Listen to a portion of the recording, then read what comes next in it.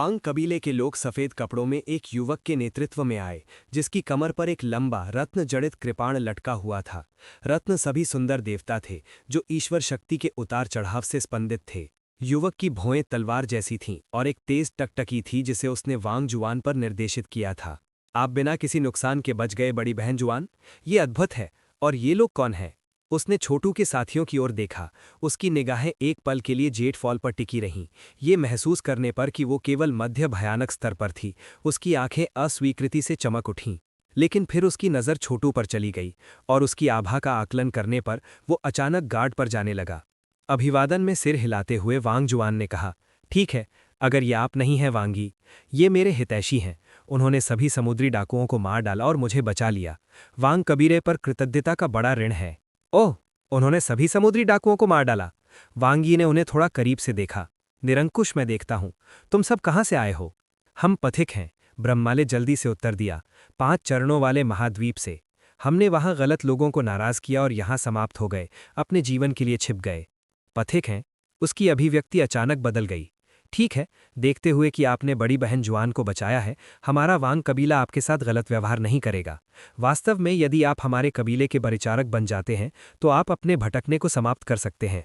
क्षमा करें, छोटू ने शांत स्वर में कहा, लेकिन हम परिचारक बनने के लिए सहमत नहीं हो सकते।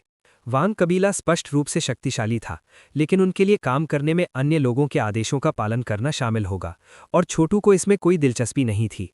क्या? वांग ही के बगल में शिष्यों में से एक चिल्लाया। क्या आप भटकतों का समूह नहीं जानते कि वांग कबीला कितना शक्तिशाली है? हम देवताओं का कबीला है, हमारी महिमा कभी फीकी नहीं पड़ेगी। और हम... अपना मुंह बंद करो, वांग जुआन ने तड़क कर कहा। इन लोगों ने मेरी जान बचाई, हम इन्हें परिचारक कैसे बनाने की कोशिश कर सकते हैं? ये दोस्त हैं, मेहमानों। क्या तुम लोग आकाश की ऊंचाई और पृथ्वी की चौड़ाई को नहीं समझते? छोटू की ओर मुड़ते हुए उसने कहा, इसके लिए क्षमा करें, मेरे कबीले के लोग अहंकारी बदमाश होने के आदी हैं। कोई बात नहीं, छोटू ने जवाब दिया। देखिए, हम भटकती जीवन शैली के आदी हो गए हैं और दान पर भरोसा करने में कोई दिलचस्पी नहीं रखते। ये कहा जाए कि हमें बिजनेस करने के लिए आपके वांग कबीले के पास एक शहर में जाने में कोई आपत्ति नहीं होगी। मुझे यकीन है कि आपने समुद्री डाकुओं से कुछ गॉड नोट्स लूटे होंगे, है ना? उन समुद्री डाकुओं ने बहुत सी संपत्ति ली जो हमारे वांग कबीले से संबंधित थी, जिसमें वे गॉड नोट्स भी शामिल थे, तो उन्हें सौंप दो। क्या? जेट फॉल भड़क उठा। क्या आपके पास किसी प्रकार का सबूत है कि वे मूल रूप से आपके थे? बस करो वांगी, वांग जुआन ने कहा। बहुत अप्रसन्न लग रहा था।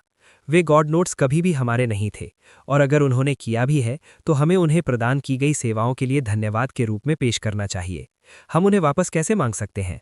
वांग जुआन ये सोचकर निराश हुए बिना नहीं रह सके कि उनके साथी कबीले के सदस्य चूहों की तरह अदूरदर्शी थे। गॉड नोट्स मूल्यवान थे, लेकिन छोटू के बचाव दल जैसे लोग और भी अधिक मूल्यवान थे। उनके अच्छे पक्ष में होना समस्याएं पैदा करने और उन्हें सहयोगियों से शत्रुओं में बदलने की तुलना में कहीं ज्यादा फायदेमंद होगा। वास्तव में वो अंदर ही अंदर वांग यी को उसकी मूर्खता के लिए मौत के घाट उतार रहे थे। वांग यी ने ठंड से सूंघा, लेकिन जाहिर तौर पर आगे और बड़बड़ाने की योजना नहीं बना रहा था। अपने आदमियों की ओर एक हाथ हिलाते हुए उसने कहा, उस समुद्री डाकू जहाज को किनारे से बाहर निकालो और शवों को इकट्ठा करो। लाशों से कंसोर्टियम को ऊंची कीमत मिलेगी। उनके अधीनस्थ कार्रवाई में कूद पड़े। सभी बिखरे हुए कृपाण और हथियारों को इकट्ठा किया, लाशों को समुद्री डाकू जहाज पर ले गए, फिर जहाज को समुद्र में खींच लिया। उनके कार्य थोड़े दबंग से कहीं ज्यादा थे। आखिरकार छोटू और उसके लोगों ने समुद्री डाकुओं को मार डाला था, इसलिए वे विजय के अधिकार से उसके थे। इसके अलावा समुद्री डाकू जहाज कोई सामान्य जहाज नहीं था। वो गॉडलिंग हड्डियों के ढांचे पर बना हुआ था, जिसका मतलब था कि वो कम से कम 2 या 3 गॉड नोट्स के लायक था। ये अधिकतम निरंकुशों की तुलना में अधिक धन था, और अब इसे उनके सामने ही छीन लिया जा रहा था। हालांकि छोटू और किसी और ने एक शब्द नहीं कहा। इसके बजाय वो पूरी तरह से सतर्क रहे। ये स्पष्ट था कि वांग यी एक क्षुद्र और संकीर्ण विचारों वाला व्यक्ति था। हालांकि ये सोचते हुए कि वो केवल कुछ ही दर्जन वर्ष जीवित रहा था, इस प्रकार का एक उतावला व्यक्ति वास्तव में उन पुराने लोगों को परेशान नहीं कर सकता था जो लाखों वर्षों तक जीवित रहे थे। इस बिंदु तक छोटू भी 10,000 वर्ष से अधिक पुराना था। आखिरकार मल्टीपल वर्ल्ड्स मोनार्क चार्ट में 1000 वर्ष तक गुजरना संभव है बिना बाहर से एक पल भी गुजरे। वांग जुआन छोटू और उसके लोगों के चेहरों की उदासीन अभिव्यक्ति से गहराई से प्रभावित था और महसूस किया कि उनके बारे में कुछ अनोखा है। वास्तव में वो अब उन्हें भर्ती करने में पहले से अधिक रुचि रखती थी। वांग कबीले में उसकी अच्छी स्थिति थी, लेकिन वो उस स्थिति को मजबूत करना चाहती थी, और ऐसा करने के लिए उसे सक्षम सहायकों की आवश्यकता होगी। दुर्भाग्य से योग्य लोगों को ढूंढना बिल्कुल भी आसान नहीं था। वांग यी बस यही है, उसने छोटू से कहा। उसके साथ बहस में ना पड़ने के लिए धन्यवाद। मैं ये सुनिश्चित करूंगी कि ये सब आपके समय के लायक होगा। आप वर्तमान में मेरे सम्मानित अतिथि हैं और मैं आपको वांग कबीले में यात्रा के लिए आमंत्रित करना चाहता हूं। मुझे आपको लाइटनिंग बोल्ट महाद्वीप के कुछ दर्शनीय स्थल दिखाने में भी खुशी होगी। ऐसा लगता है कि आपके अधिकांश दोस्त अड़ंगों में फंस गए हैं। शुक्र है वांग कबीले के नियंत्रण में आने वाले शहरों में बहुत सी स्पिरिट पिल्स उपलब्ध हैं, जो आपके शरीर के भीतर से जादुई कानूनों को साफ कर सकती हैं और आपके आसपास की दुनिया के साथ प्रतिध्वनि बनाने में मदद कर सकती हैं। इस प्रकार की गोलियों के साथ आपके दोस्तों को अर्धदेव बनने में कोई समस्या नहीं होनी चाहिए। क्या ये अच्छा लगता है? ये वही है जो हम करने की उम्मीद कर रहे थे, ब्रह्मा ने कहा। हम सभी को अर्धदेव के स्तर तक पहुंचने में मदद करने के लिए गॉड गोलियों की आवश्यकता है। थोड़ी दूरी पर वांग यी ने ठंड से सूंघा। तिरस्कारपूर्ण देखते हुए उसने बुड़बुड़ाया, तुम जैसी जातियां अर्धदेव कैसे बन सकती हैं?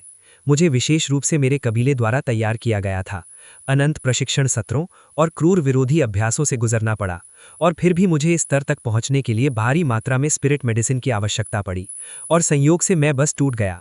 जहां तक वांग जुआन का सवाल है, उसके इतना मजबूत होने का एकमात्र कारण यह है कि उसका एक विशेष गुरु है, और प्राउड कुल के युवा अभिजात्य में से एक से सगाई होने के कारण कबीले द्वारा पसंद किया जाता है।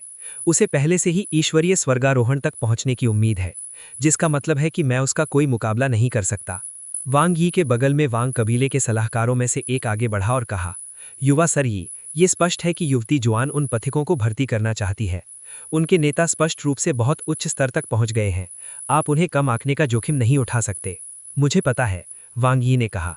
इस तथ्य से पता चलता है कि इन पथिकों ने इतने सारे समुद्री डाकुओं को मार डाला कि वे असाधारण हैं। मुझे बस इस बात का गुस्सा है कि उन्होंने समुद्री डाकुओं के सभी गॉड नोट्स को साफ कर दिया। देखते हुए कि वे कितने रेड्स में शामिल होने वाले थे, उन्होंने 1 दर्जन या संभवतः 20 तक गॉड नोट्स जमा किए होंगे। ये धन की एक बड़ी मात्रा है। जरा सोचिए कि इतने पैसे से मैं कितने संसाधन हासिल कर सकता हूँ। तुम्हें पता है कि वांग कबीले से मेरा वार्षिक वजीफा केवल 1 गॉड नोट है। मैं साधारण रूप से कल्पना नहीं कर सकता कि 20 वर्ष की बचत काम करने के लिए कैसा होगा। ये निश्चित रूप से एक बड़ी राशि होगी, सलाहकार ने उत्तर दिया। दुर्भाग्य से पथिक अब वांग यी की संरक्षण में है, इसलिए कोई रास्ता नहीं है कि वे सिर्फ गॉड नोट्स सौंप देंगे। आइए इस बारे में कबीले में वापस आने के बाद चिंता करते हैं। अच्छा विचार है। वांग यी मजबूत है, लेकिन ऐसा कोई रास्ता नहीं है कि वो कभी भी कबीले के नेता का पद जीतने का प्रयास कर सकती है। वो प्राउड कुल के युवा अभिजात्य में से एक से जुड़ी हुई है, जो अस्तित्व में सबसे अकल्पनीय रूप से बड़े कुलों में से एक है, जिसकी अनगिनत महाद्वीपों पर सहायक शाखाएं हैं। हो सकता है कि लाइटनिंग कबीले लाइटनिंग बोल्ट महाद्वीप पर शासन करते हों, लेकिन उन्हें फिर भी प्राउड कुल को स्वीकार करना होगा। अन्यथा प्राउड कुल की ट्रेडिंग कंपनी यहां संचालन कैसे शुरू कर सकती थी? खैर, कम से कम हम समुद्री डाकू शवों और उनके जहाज को 2 या 3 अच्छे गॉड नोट्स में बेच सकते हैं। ये बेचैन कर देने वाला उद्यम पूरी तरह से बर्बाद नहीं होगा। जैसा कि वांग यी और उस सलाहकार के बीच ये बातचीत चल रही थी, छोटू ने वांग कबीले के युद्धपोतों में से एक पर सवारी की। जहाज ने अपना पाल फहराया और पानी की ओर निकल गया। गहरे पानी में हर प्रकार के जल आधारित देवताओं का कब्जा था, और हालांकि कुछ जहाज पर हमला करते रहे, उन्हें आसानी से परास्त कर दिया गया। जहाज में बैलिस्टा थे, जो कई किलोमीटर दूर तक लक्ष्य को भेज सकते थे, और गॉड स्टोन द्वारा संचालित मैजिक संरचनाएं भी थीं। हैरानी की बात यह है कि इस प्रकार के हथियारों ने वास्तव में छोटू को प्राचीन यांत्रिक सभ्यता के उत्पादों की याद दिलाई। ब्रह्मा से मिली जानकारी के कारण छोटू को पता था कि प्राचीन काल में देवता जगत में देवताओं को मुद्रा के रूप में उपयोग किया जाता था। ये केवल बाद में हुआ जब गॉड स्टोन भंडार कम हो गए, तब संप्रभु देवता और विभिन्न पैरामाउंट देवताओं ने गॉड नोट्स का उपयोग स्थापित किया था। अंत में गॉड नोट्स व्यापक हो गए। हालांकि इसका ये मतलब नहीं था कि देवता के पत्थर कम उपयोगी थे। उदाहरण के लिए, मध्य भयानक विशेषज्ञ भी उनका उपयोग मैजिक संरचनाओं को शक्ति देने के लिए कर सकते हैं। सभी इरादों और उद्देश्यों के लिए गॉड की दुनिया में देवता के पत्थर नश्वर दुनिया में आत्मा के पत्थरों की तरह थे। हम जल्द ही लाइटनिंग बोल्ट महाद्वीप के मुख्य बंदरगाह पर पहुंचेंगे, जो राजधानी शहर से जुड़ा हुआ है। बताइए, आपने उन समुद्री डाकुओं से कितने गॉड नोट्स लिए? बहुत नहीं, छोटू ने शांत स्वर में कहा। केवल 20 के आसपास। 20? वांग जुआन ने अनैच्छिक रूप से हाँफते हुए कहा। यह धन की एक बड़ी मात्रा है। आपका समूह आसानी से इसके साथ लाइटनिंग बोल्ट महाद्वीप में एक नींव रख सकता है। यहां बसना जंगलों में भटकने से कहीं बेहतर होगा, या आप प्रमुख संप्रदायों में से एक में शामिल हो सकते हैं, जो तेजी से प्रगति प्राप्त करने का एक शानदार तरीका होगा। ओ, लाइटनिंग बोल्ट महाद्वीप पर यहाँ शीर्ष संगठन कौन से हैं? क्या आप थोड़ा समझा सकती हैं मिस? बेशक, छोटू को देवता की दुनिया के बारे में यथासंभव सीखने में दिलचस्पी थी। इस महाद्वीप में भी। ठीक है, ये आसान है। लाइटनिंग बोल्ट महाद्वीप एक छोटी सी जगह है, लेकिन हमारे जैसे लोगों के लिए जो ईश्वरीय स्वर्गारोहण तक नहीं पहुंचे हैं, ये अभी भी बहुत बड़ा है। आप देखिए, यहाँ कोई बड़ा संप्रदाय नहीं है, बस छोटे देवताओं की देखरेख वाले गुट हैं। शीर्ष समूह लाइटनिंग कबीला है, जिसका कुलपति एक कम भगवान है, जो माना जाता है कि एक सामान्य भगवान बनने के कगार पर है। हमारे वांग कबीले के कुलपति उससे थोड़ा पीछे हैं। आप देखिए, उसकी देवत्व रेटिंग 2 है, जबकि लाइटनिंग कबीले के कुलपति की ईश्वरत्व रेटिंग 5 है। 2 का ईश्वरत्व स्तर और 5। छोटू को लंबे समय से ही इस बात का एहसास हो गया था कि देवत्व देवताओं की सर्वोत्कृष्टता थी, और यह निर्धारित करता था कि वे कितने मजबूत थे। ईश्वर की दुनिया में मानसिक पैमाने और शक्ति सूचकांक मापतिशयोक्तिपूर्ण थे। देवताओं की शक्ति को मापने के लिए ईश्वरत्व रेटिंग मानक थी। जो लोग अभी अभी कम देवता बन गए थे, उनकी आमतौर पर 1 की ईश्वरत्व रेटिंग थी। जैसे जैसे किसी की साधना का आधार मजबूत होता गया, उनकी ईश्वरत्व रेटिंग बढ़ती गई, 1 से 2, 2 से 5, 5 से 10 और इसी तरह। जाहिर है, उच्च ईश्वरत्व रेटिंग वाले देवता कम रेटिंग वाले लोगों पर हावी हो सकते थे। जब वांग ज्वैन ने कहा कि उनके कबीले के कुलपति की रेटिंग 2 थी, जबकि लाइटनिंग कबीले के कुलपति की रेटिंग 5 थी, तो ये दिखाने के लिए गया कि बाद वाला कितना श्रेष्ठ था। और यही कारण था कि लाइटनिंग कबीले ने लाइटनिंग बोल्ट महाद्वीप पर शासन किया। छोटू वर्तमान में अपना स्वयं का ईश्वरत्व बना रहा था और एक वास्तविक देवता होने की ओर बढ़ रहा था। साथ ही वो ये समझना चाहता था कि अन्य देवता कैसे थे। उदाहरण के लिए, वो ये देखने के लिए बहुत उत्सुक था कि छोटे देवता क्या करने में सक्षम है। नरस्वर दुनिया में वो बहुत सारे ईश्वरत्व में आ गया था। दुर्भाग्य से इस तरह के सभी ईश्वरत्व कलंकित थे और भगवान की दुनिया में देवताओं से वास्तविक ईश्वरत्व की तुलना नहीं कर सकते थे। देवताओं में मौजूद ईश्वरत्व जीवित था, जबकि नरस्वर दुनिया में देवत्व घातक और टूटा हुआ था। जाहिर है, दोनों की एक दूसरे से तुलना करना असंभव था। अच्छा, ऐसा है, छोटू ने कहा, क्या लाइटनिंग बोल्ट महाद्वीप पर कोई अन्य प्रमुख संगठन है? बेशक, वांग ज्वैन ने उत्तर दिया। उदाहरण के लिए, प्राउड कबीला। यदि लाइटनिंग कबीला लाइटनिंग बोल्ट महाद्वीप के सामंती आधिपत्य के रूप में कार्य करता है, तो प्राउड कबीला दूर से प्रशासक है। यहाँ प्राउड कबीले की आकस्मिकता का नेता भी 5 की ईश्वरत्व रेटिंग के साथ एक छोटा भगवान है। बहुत दुर्जेय। ये कहने के बावजूद प्राउड कबीले का मुख्य मुख्यालय यहाँ नहीं है। लोग कहते हैं कि वे भगवान की दुनिया में बहुत गहरे स्थान पर स्थित हैं। इसके बावजूद पूरे भगवान जगत के मामलों में उनका हाथ है। प्राउड कबीला? छोटू ने थोड़ा हिलते हुए कहा। और उनके कबीले का स्वामी कौन है? मुझे 5 चरणों वाले महाद्वीप पर उनके बारे में सुनना याद नहीं है। सच में? वांग ज्वैन ने कहा, थोड़ा संदिग्ध लग रहा था।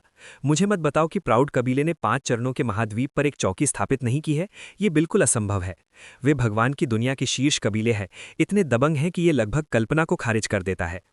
छोटू के अन्य सभी साथी प्राउड कबीले के बारे में सुनकर समान रूप से आश्चर्यचकित थे, और हालांकि उनमें से किसी ने भी ये नहीं दिखाया कि उनके चेहरे पर वे सभी दैवीय इच्छा के माध्यम से गुप्त चर्चा कर रहे थे।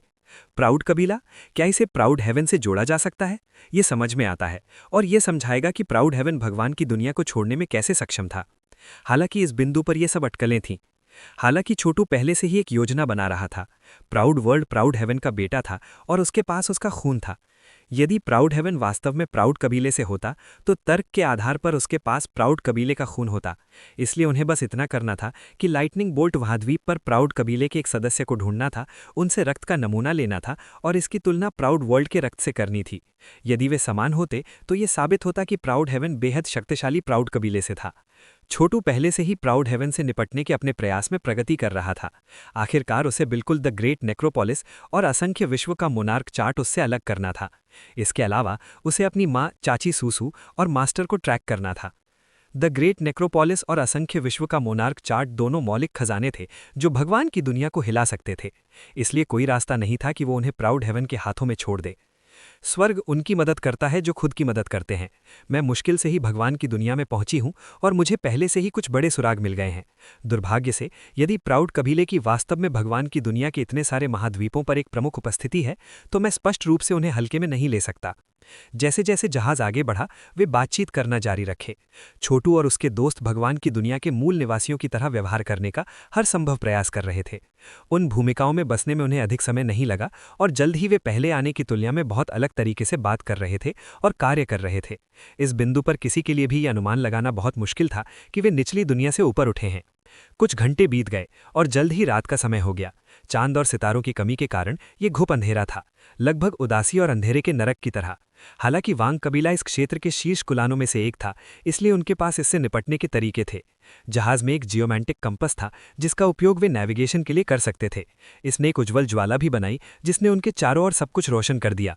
जल्द ही एक बंदरगाह दिखाई देने लगा जो स्पष्ट रूप से वही बंदरगाह था जिसका उल्लेख वांग जुएन ने पहले किया था। हर तरह के फैंसी और महंगे दिखने वाले जहाज इधर उधर चल रहे थे। ये अमर दुनिया से बहुत अलग था जहां इतने सारे लोग उड़ सकते थे, यहां तक कि कई आम लोग भी। वास्तव में कुछ मायनों में छोटू को वास्तव में ऐसा महसूस हुआ कि वे नर्सवर लोगों के बीच वापस आ गए हैं। ये एक अद्भुत एहसास था।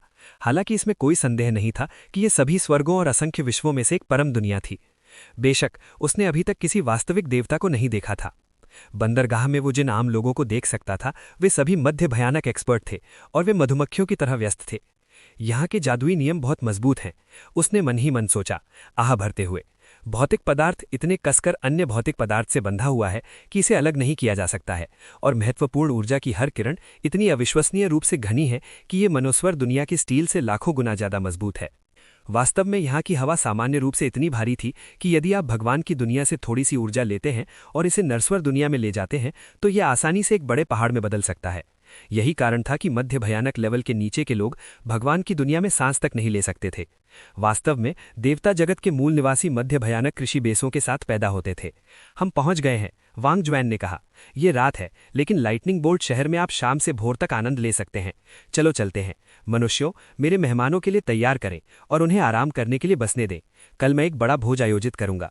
डॉकिंग के बाद वांग जुएन छोटू और उसके लोगों को शहर में ले गए। शहर अधिकांशतः प्राचीन पत्थर से तैयार किया गया था जो उम्र के साथ दब्बेदार था लेकिन अवर्णनीय रूप से कठोर था। शहर में कई ऊंची इमारतें थीं, साथ ही महल थे। उनमें से कुछ नरम लेकिन शानदार रोशनी से चमक रहे थे, जबकि कुछ अंधकार और उदासी बिखेर रहे थे। निचली दुनिया की तुलना में इस शहर में एक अंतर ये था कि कोई स्थानिक आयाम या छोटी दुनिया नहीं थी। उनकी आंखों के सामने फैला हुआ शहर वो सब कुछ था जो वहां था। छोटे देवता ऐसे दैवीय राज्य बनाने के लिए अपनी दैवीय शक्तियों को बर्बाद नहीं करते।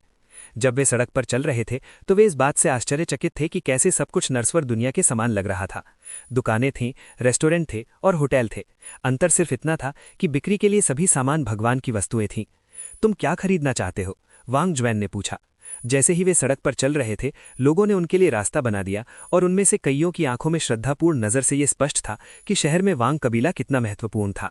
हमें ईश्वर पत्थर गोलियों को भूमिगत रूप से खरीदना होगा, बरहम्मा ने कहा। आखिरकार वे ईश्वर शक्ति को क्रिस्टलाइन करने और जादुई नियमों को तोड़ने के लिए सबसे अच्छी गोलियां हैं। हम सभी अर्धदेवता बनने के कगार पर हैं, इसलिए पर्याप्त ईश्वर पत्थर गोलियों के साथ हमें तोड़ना संभव है। शहर का मुख्य व्यापारिक जिला कहाँ है? समुद्र तट पर वापस आने पर जहां वे पहली बार उतरे थे वे एक लॉग कैबिन में रहते थे और जीवित रहने के लिए कच्चा जानवरों का मांस खाते थे। वे भटकते भिखारियों की तरह रह रहे थे। अब जबकि वे शहर में थे तो यदि वे प्रभावी औषधीय गोलियां प्राप्त कर सकते हैं तो वे अपनी कृषि को आगे बढ़ा सकते हैं। ईश्वर पत्थर गोलियां? वांग जुएन की आंखें चमक उठीं। वे दुर्लभ हैं लेकिन 20 ध्वनि संकेत के साथ आप कुछ पा सकते हैं। देखिए, हमारे वांग कबीले का मुख्य व्यवसाय औषधीय सामग्रियों का व्यापार करना है। आप मेरे साथ कोई समझौता क्यों नहीं करते? मैं आपको एक अच्छा सौदा दूंगा। ये काम करता है, छोटू ने हिलाते हुए कहा। मेहंडीसी, क्या आपसे हमारी कृषि पर काम करने के लिए जगह ढूंढने में मदद करने के लिए पूछना बहुत ज्यादा तो नहीं है? ठीक है। वे उन्हें एक बड़ी सराय में ले गई और जैसे ही वे अंदर गए सराय का मालिक उनका स्वागत करने के लिए जल्दी से आगे बढ़ा। मेरा सम्मान मेहंडीसी, मैं आपकी कैसे मदद कर सकता हूँ? मैं यहाँ अपने मेहमानों के लिए आपके सबसे अच्छे कमरे चाहती हूँ। एक आंगन के साथ एक निजी विला, समझे? और अपने सबसे अच्छे व्यंजनों से भरा एक भोज तैयार करें। हाँ हाँ बिल्कुल। झुकते और खुरचते हुए सराय का मालिक छोटू और अन्य लोगों को उनके कमरों में ले गया। सभी विवरणों का ध्यान रखने के बाद वांग जुएन ने कहा, मुझे अपने कबीले को रिपोर्ट करने की आवश्यकता है। मैं सुबह सबसे पहले ईश्वर पत्थर गोलियां पहुंचाऊंगा। अभी के लिए थोड़ा आराम करें। बहुत बहुत धन्यवाद, उन्होंने औपचारिक रूप से हाथ मिलाते हुए कहा जब वे उन्हें बाहर ले गए।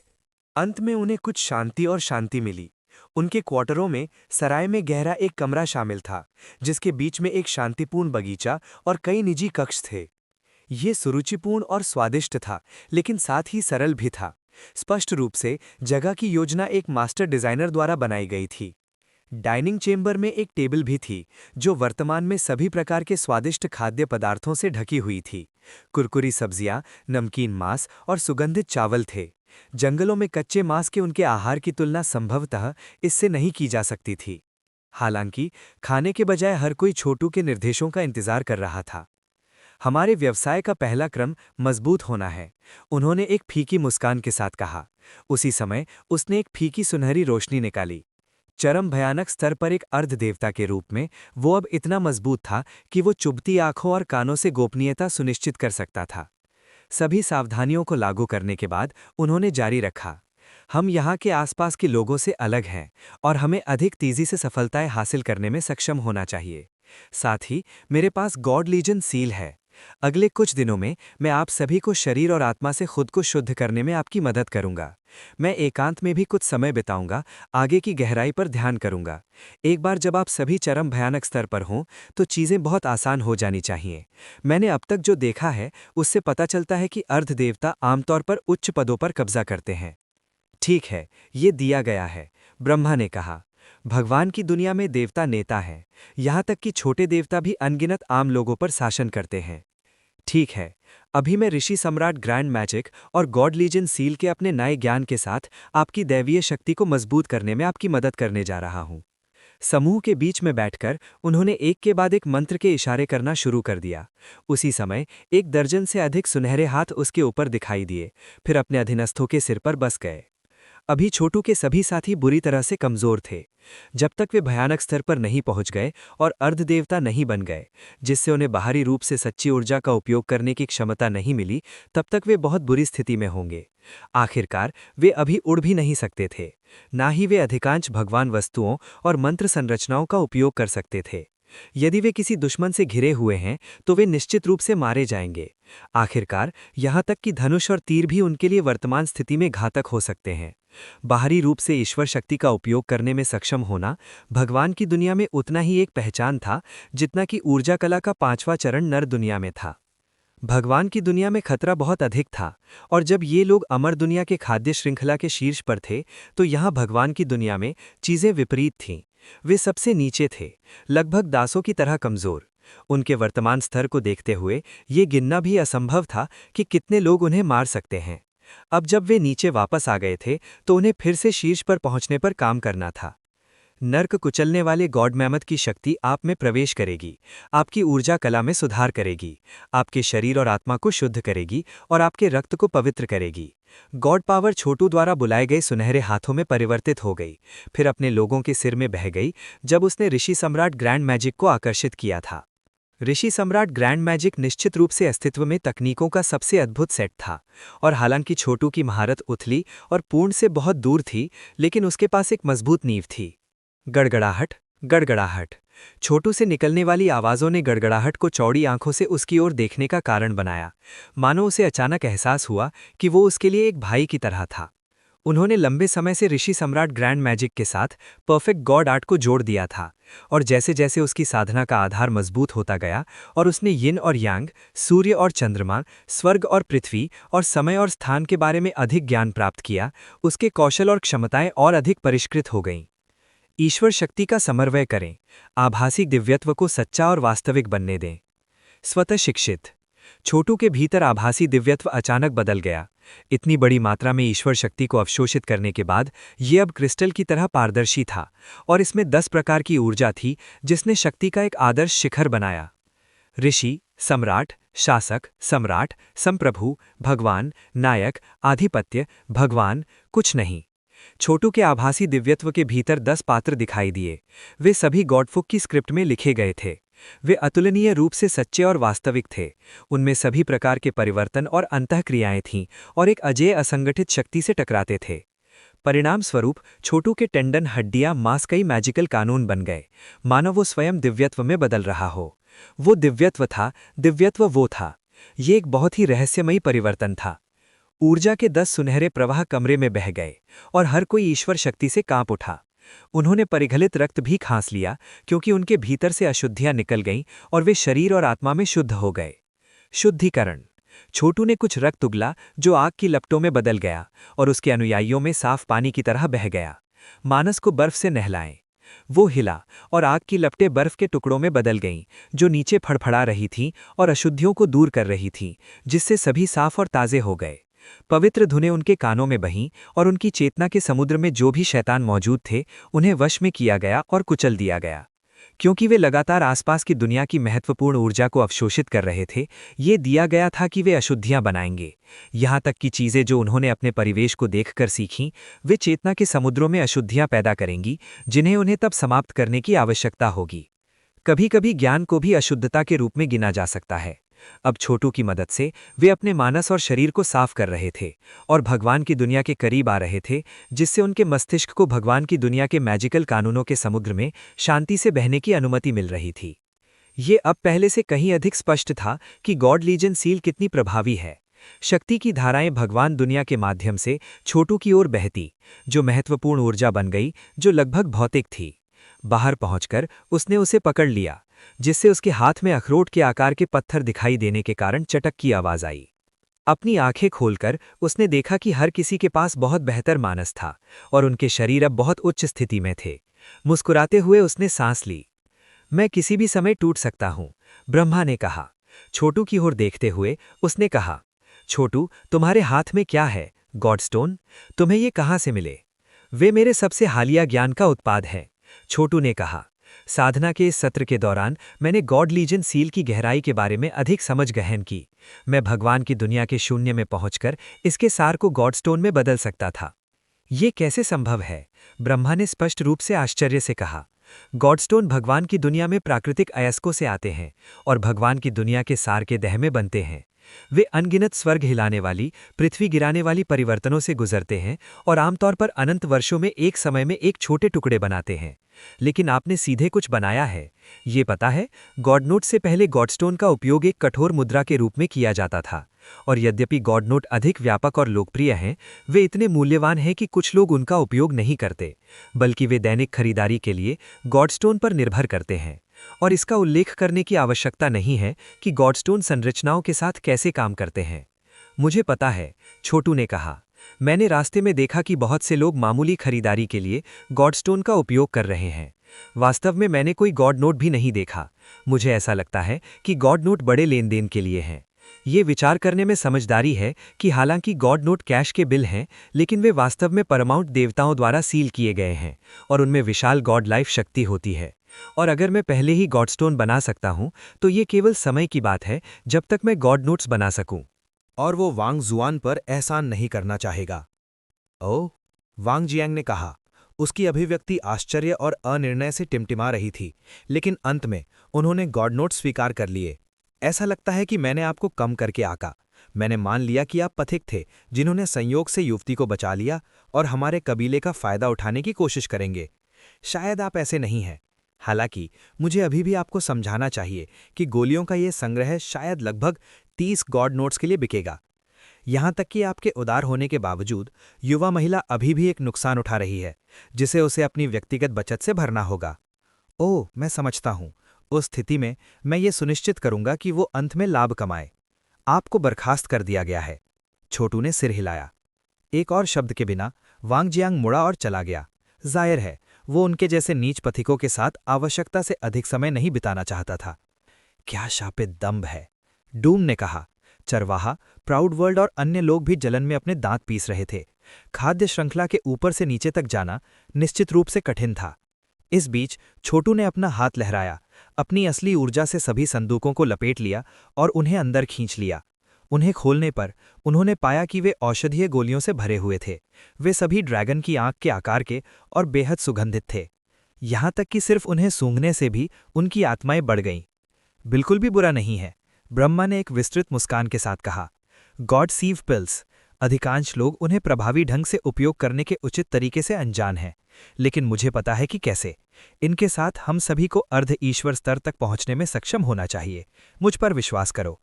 उस मामले में चलो शुरू करते हैं, छोटू ने कहा। मैंने आपके शरीर और आत्माओं को शुद्ध करने में आपकी मदद करने का कारण ये था कि आप इन गोलियों का ठीक ढंग से उपयोग कर सकें। अब मैं गोलियों को साफ करने, उनकी औषधीय ऊर्जा निकालने और औषधीय मंत्र बनाने के लिए इसका उपयोग करने के लिए नर्क कुचलने वाले गॉड मैमथ और गॉड लीजन सील की ताकत का उपयोग करूंगा। मैं इस संबंध में ब्रह्मा के सभी निर्देशों का पालन करूंगा। महान है। आइए गठन का निर्माण शुरू करते हैं। ब्रह्मा ने मेज पर एक रूपरेखा बनाना शुरू किया। ये इस तरह काम करता है। अपने शरीर पर भी डिजाइनों की प्रतिलिपि बनाएं और ऊर्जा को अवशोषित करने के लिए तैयार रहें। ब्रह्मा वास्तव में एक प्राचीन पारंगत गॉड थे।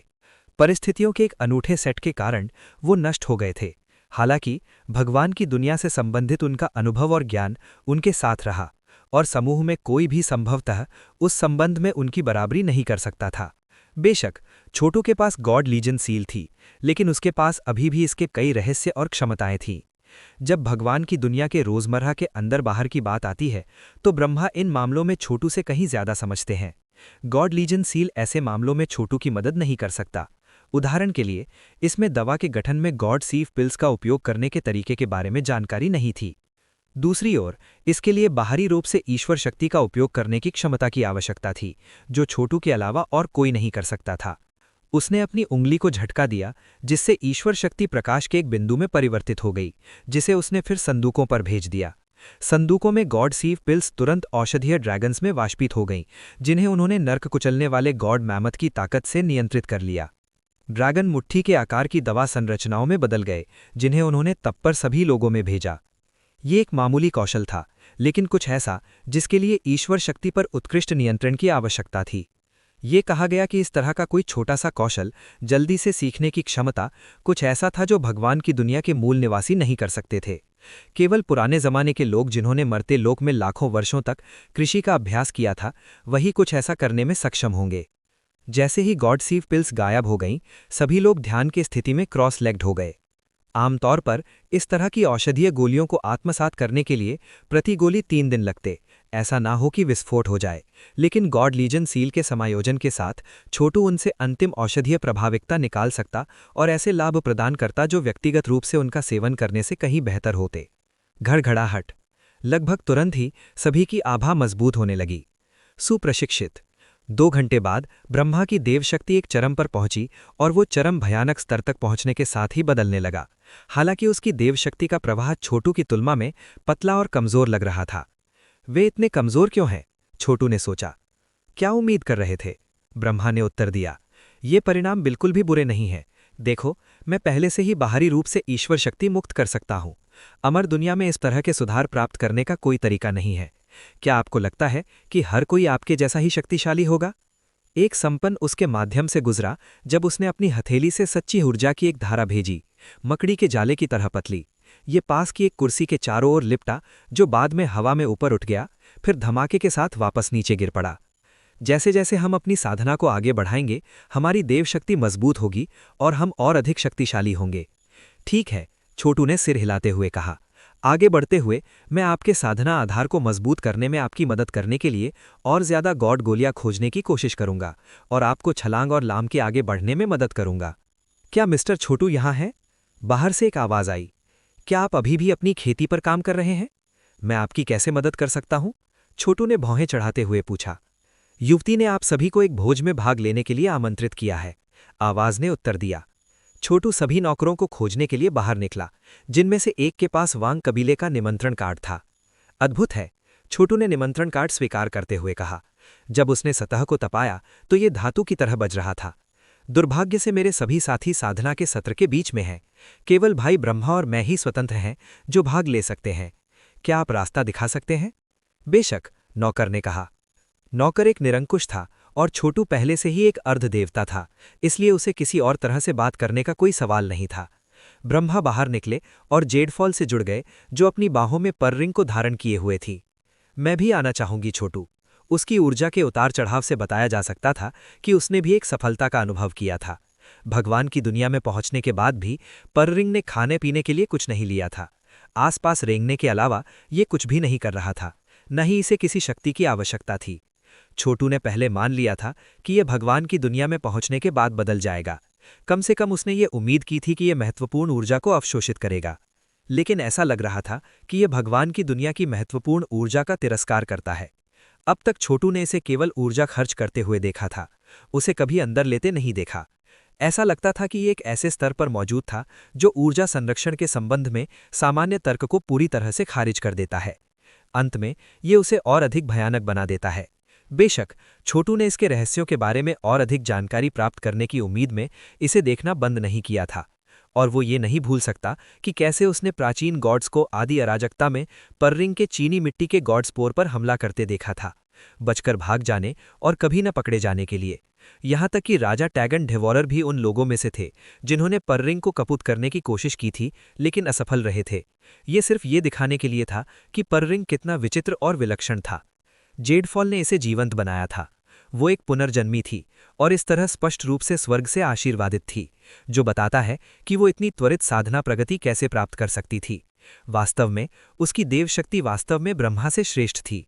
2 और अर्धदेवता, नौकरों ने सोचा, शौक में थे।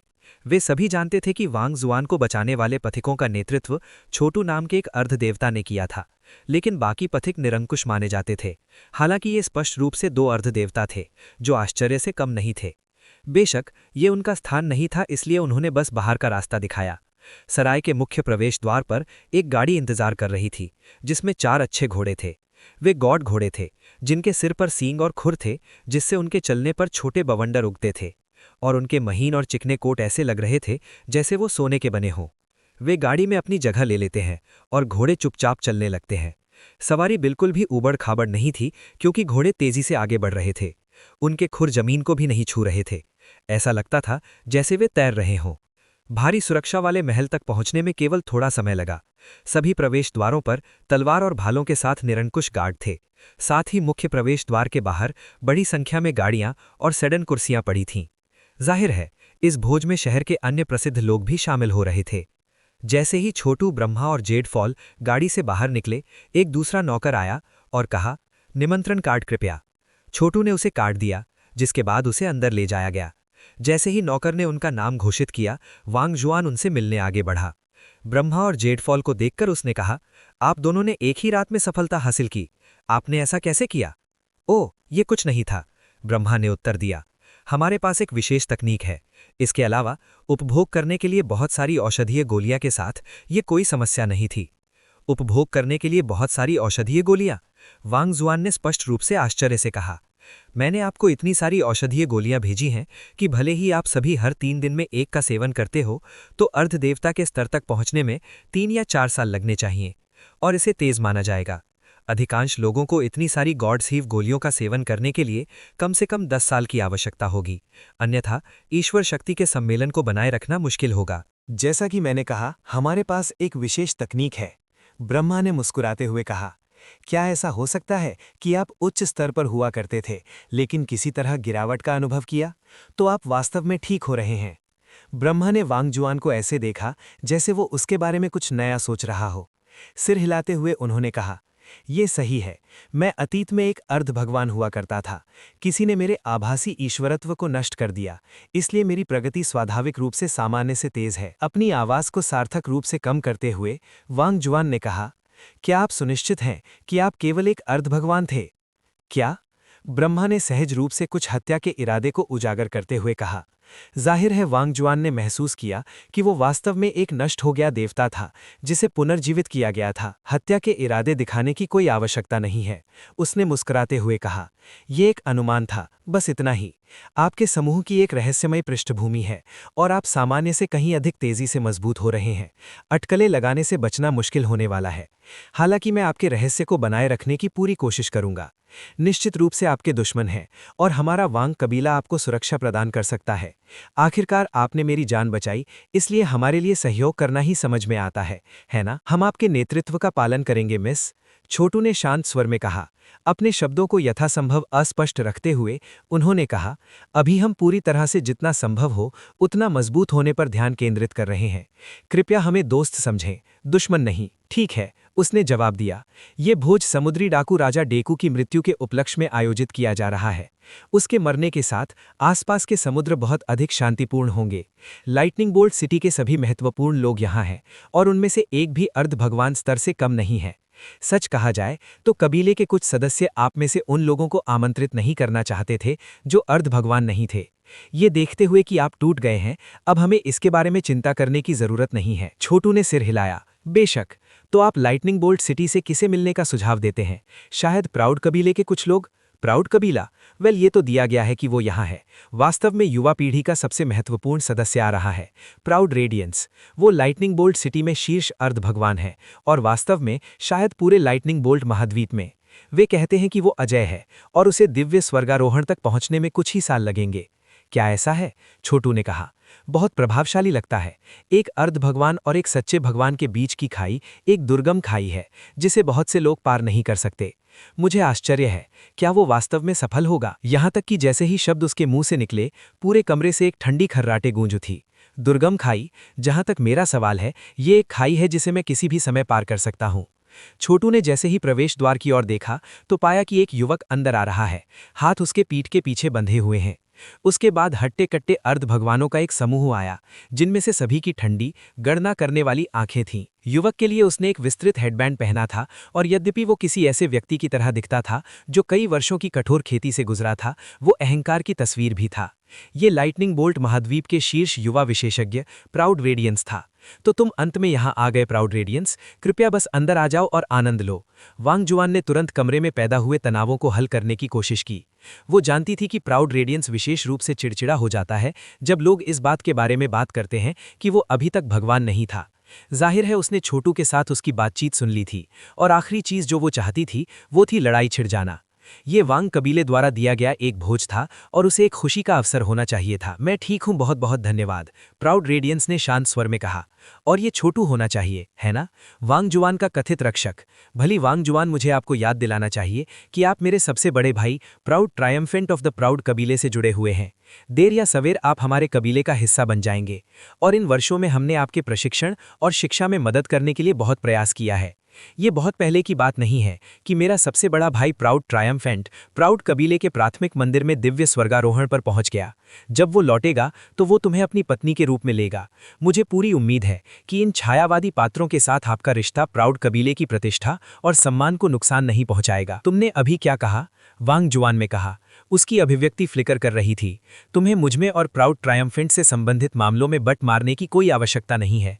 इन परोपकारियों ने मेरी जान बचाई, इसलिए यह स्वाभाविक है कि मैं एक भोज में उनका मनोरंजन करूं। परोपकारी, प्राउड रेडियंस ने कहा। तुम्हारी जान बचाई? ये देखते हुए कि तुम मेरी होने वाली भाभी हो, मैं तुम्हारा सम्मान करूंगा, लेकिन मुझे इन तथाकथित परोपकारियों के बारे में कम परवाह नहीं हो सकती थी। जब समुद्री डाकू राजा डेकू ने तुम्हें पकड़ने के लिए उस देवता की वस्तु का उपयोग किया, तो मैं ही वो था जिसने उसे पकड़ने के लिए आरोप का नेतृत्व किया था। आपके वांग कबीले के नियंत्रण का उपयोग करने में सक्षम होने का एकमात्र कारण मेरी वजह से था। क्या आप ये जानते हैं? बेशक, वांग जुआन ने कहा। अच्छा, तो मैं तुम्हारे इन तथाकथित परोपकारियों को भुगतान करूंगा और सब कुछ समतुल्य हो जाएगा। अपना हाथ हिलाते हुए उसने छोटू की ओर एक गॉड नोट भेजा। हालांकि ये इतनी तेजी से घूम रहा था कि ये ब्लेड की तरह तेज था। इस गॉड नोट को तुम लो और यहां से चले जाओ। सभी ऋणों का भुगतान किया जा चुका है, और मैं तुम्हें फिर कभी लाइटनिंग बोल्ट सिटी के आसपास नहीं देखना चाहता, समझे? तुम विवेचर हो तो अपने विवेचन पर वापस आ जाओ। सचमुच, छोटू ने अपनी दिशा में तेजी से चल रहे गॉड नोट को देखा और बता सकता था कि इसमें प्रभावशाली गॉड शक्ति है, लेकिन ऐसा नहीं था कि वो इसके बारे में चिंतित था। बाहर पहुंचकर उसने अपनी तर्जनी और मध्यमा उंगलियों के बीच गॉड नोट को पकड़ लिया, जिसके बाद वो आग की लपटों में फट गया। जाहिर है ये किसी प्रकार की अग्नि प्रकार की दिव्य श्रेणी की ऊर्जा कला द्वारा समर्थित था। हालांकि इसके बाद छोटू के हाथ में एक हरी रोशनी आई, जिसने आग की लपटों को पूरी तरह से समाप्त कर दिया। प्राउड रेडियंस की अभिव्यक्ति फ्लिकर कर गई। उसने अपनी गुप्त हमला कला फ्लेम स्ट्रीक मीटियोर के रूप में जानी जाने वाली एक का उपयोग करके उस गॉड नोट को फेंका था, जो कुछ लोगों के लिए सहन करना काफी मुश्किल था। चौंकाने वाली बात यह थी कि छोटू ने उसे पकड़ लिया था, और उसके ऊपर वो बस लापरवाही से वहीं खड़ा रहा और प्रदर्शन पर खतरनाक गॉड शक्ति को दबा दिया।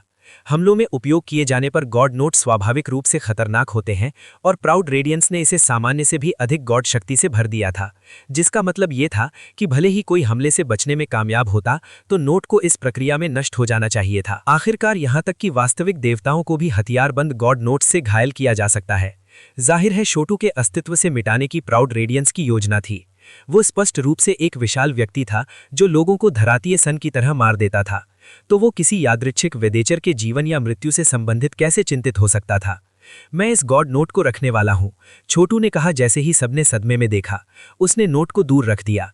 इस उपहार के लिए आपका बहुत बहुत धन्यवाद भाई प्राउड रेडियंस। ये उचित है कि मुझे बदले में कुछ अर्पित करना चाहिए, इसलिए कृपया इस देवता के पत्थर को लें। उसके हाथ में अखरोट के आकार का एक गॉड स्टोन दिखाई दिया, जिसे उसने प्राउड रेडियंस की ओर झटका। प्राउड रेडियंस का चेहरा गिर गया जैसे ही उसने अपना हाथ बाहर निकाला और गॉड स्टोन की ओर ऊर्जा का प्रवाह भेजा। हालांकि गॉड स्टोन केवल कांप उठा और ऊर्जा प्रवाह के माध्यम से छेद कर दिया। गरजते हुए प्राउड रेडियंस ने अपनी सारी दिव्य शक्ति का उपयोग करके पत्थर को धीमा करने के लिए कई भवंडर बुलाए, फिर उसे पकड़ने के लिए आगे बढ़ा। हालांकि जब ये उसके हाथ से टकराया तो बल ने उसे पीछे 3 कदम धकेल दिया, प्रत्येक कदम अविश्वसनीय रूप से कठिन फर्श में एक पदचिन्ह छोड़ते हुए। क्या वो बच्चा इतना मजबूत है? लाइटनिंग बोल्ट महाद्वीप में युवा पीढ़ी के बीच प्राउड रेडियंस सबसे उत्कृष्ट व्यक्ति है, लेकिन उसे केवल एक ही चाल से बेस्ट कर दिया गया। आवश्यक रूप से नहीं, शायद प्राउड रेडियंस बस लापरवाह या असावधान हो रहे थे। आखिर ये यादृच्छिक, उसका नाम क्या था? छोटू। प्राउड रेडियंस के लिए उसके जैसे किरदार को संभालना आसान होना चाहिए। उपस्थित सभी शीर्ष विशेषज्ञ थे और उनके लिए यह देखना आसान था कि छोटू ने अभी ऊपरी हाथ पकड़ लिया है। अविश्वसनीय रूप से प्रशिक्षित। क्रोध से लगभग हरा पड़ा चेहरा लेकर प्राउड रेडियंस ने अपने हाथ में गॉड स्टोन को कुचल दिया। फिर उसने विशाल रूप से खर्राटे भरी और कहा, प्रभावशाली गॉड शक्ति और आपकी ऊर्जा कलाएं खराब नहीं है। आप अपनी असली ताकत छुपा रहे हैं, है ना? लेकिन मुझे लगता है कि मुझे आपको इस बारे में सबक सिखाना चाहिए कि मार्शल पथ वास्तव में क्या है। रुको, वांग जुआन ने कहा। यह वांग कबीले द्वारा आयोजित किया जा रहा एक भोज है और जैसा कि हम सभी जानते हैं, सद्भाव सबसे बहुमूल्य संपत्ति है। प्राउड रेडियंस, क्या ऐसा हो सकता है कि आपको लगता है कि मेरा ये दोस्त भोज में भाग लेने के योग्य नहीं है? यदि हाँ, तो क्यों ना उसका परीक्षण किया जाए। बाद में आप युद्ध के हथियारों को यद और रेशम के उपहारों में बदल सकते हैं। आप क्या कहते हैं? अंदर वो चौंक गई और सोच रही थी, मुझे विश्वास नहीं हो रहा कि छोटू इतना मजबूत है। मैं इससे पहले इसका पता कैसे लगा सकती थी? यदि और कुछ नहीं तो ये एक स्पष्ट तथ्य है कि प्राउड रेडियंस अविश्वसनीय रूप से प्रभावशाली है। महाद्वीप के हर व्यक्ति को ये पता है, लेकिन वो स्पष्ट रूप से अभी एक नुकसान में दिख रहा था और छोटू पूरी तरह से शांत दिखता है, इस हद तक कि मुझे आश्चर्य है कि क्या उसने अपनी पूरी ताकत का उपयोग किया था। मुझे यकीन है कि वे वास्तव में लड़ना शुरू नहीं करेंगे। ये बुरा होगा अगर दोनों में से किसी एक को चोट लग जाए। दोनों की बात तो छोड़ दें। मैं इस कहावत के अनुसार लिखूंगा कि एक अतिथि को मेजबान की इच्छा के अनुसार कार्य करना चाहिए, छोटू ने कहा। ये वांग कबीले का भोज है और मैं यहाँ लड़ने के लिए नहीं हूँ। वास्तव में मैं हार स्वीकार करता हूँ। मैं एक मात्र आवारा हूँ और हर कोई जानता है कि एक शक्तिशाली अजगर भी अपनी मांद में सांप पर हावी नहीं हो सकता। गर्वित कबीला शक्तिशाली और शक्तिशाली है, इसके बारे में मैं अच्छी तरह से जानता हूँ। आपकी मेरी ईमानदारी से प्रशंसा है। चलो बस इस सब के बारे में भूल जाते हैं, ठीक है? कदापि नहीं, गर्वित रेडियंस ने ठंडे स्वर में कहा।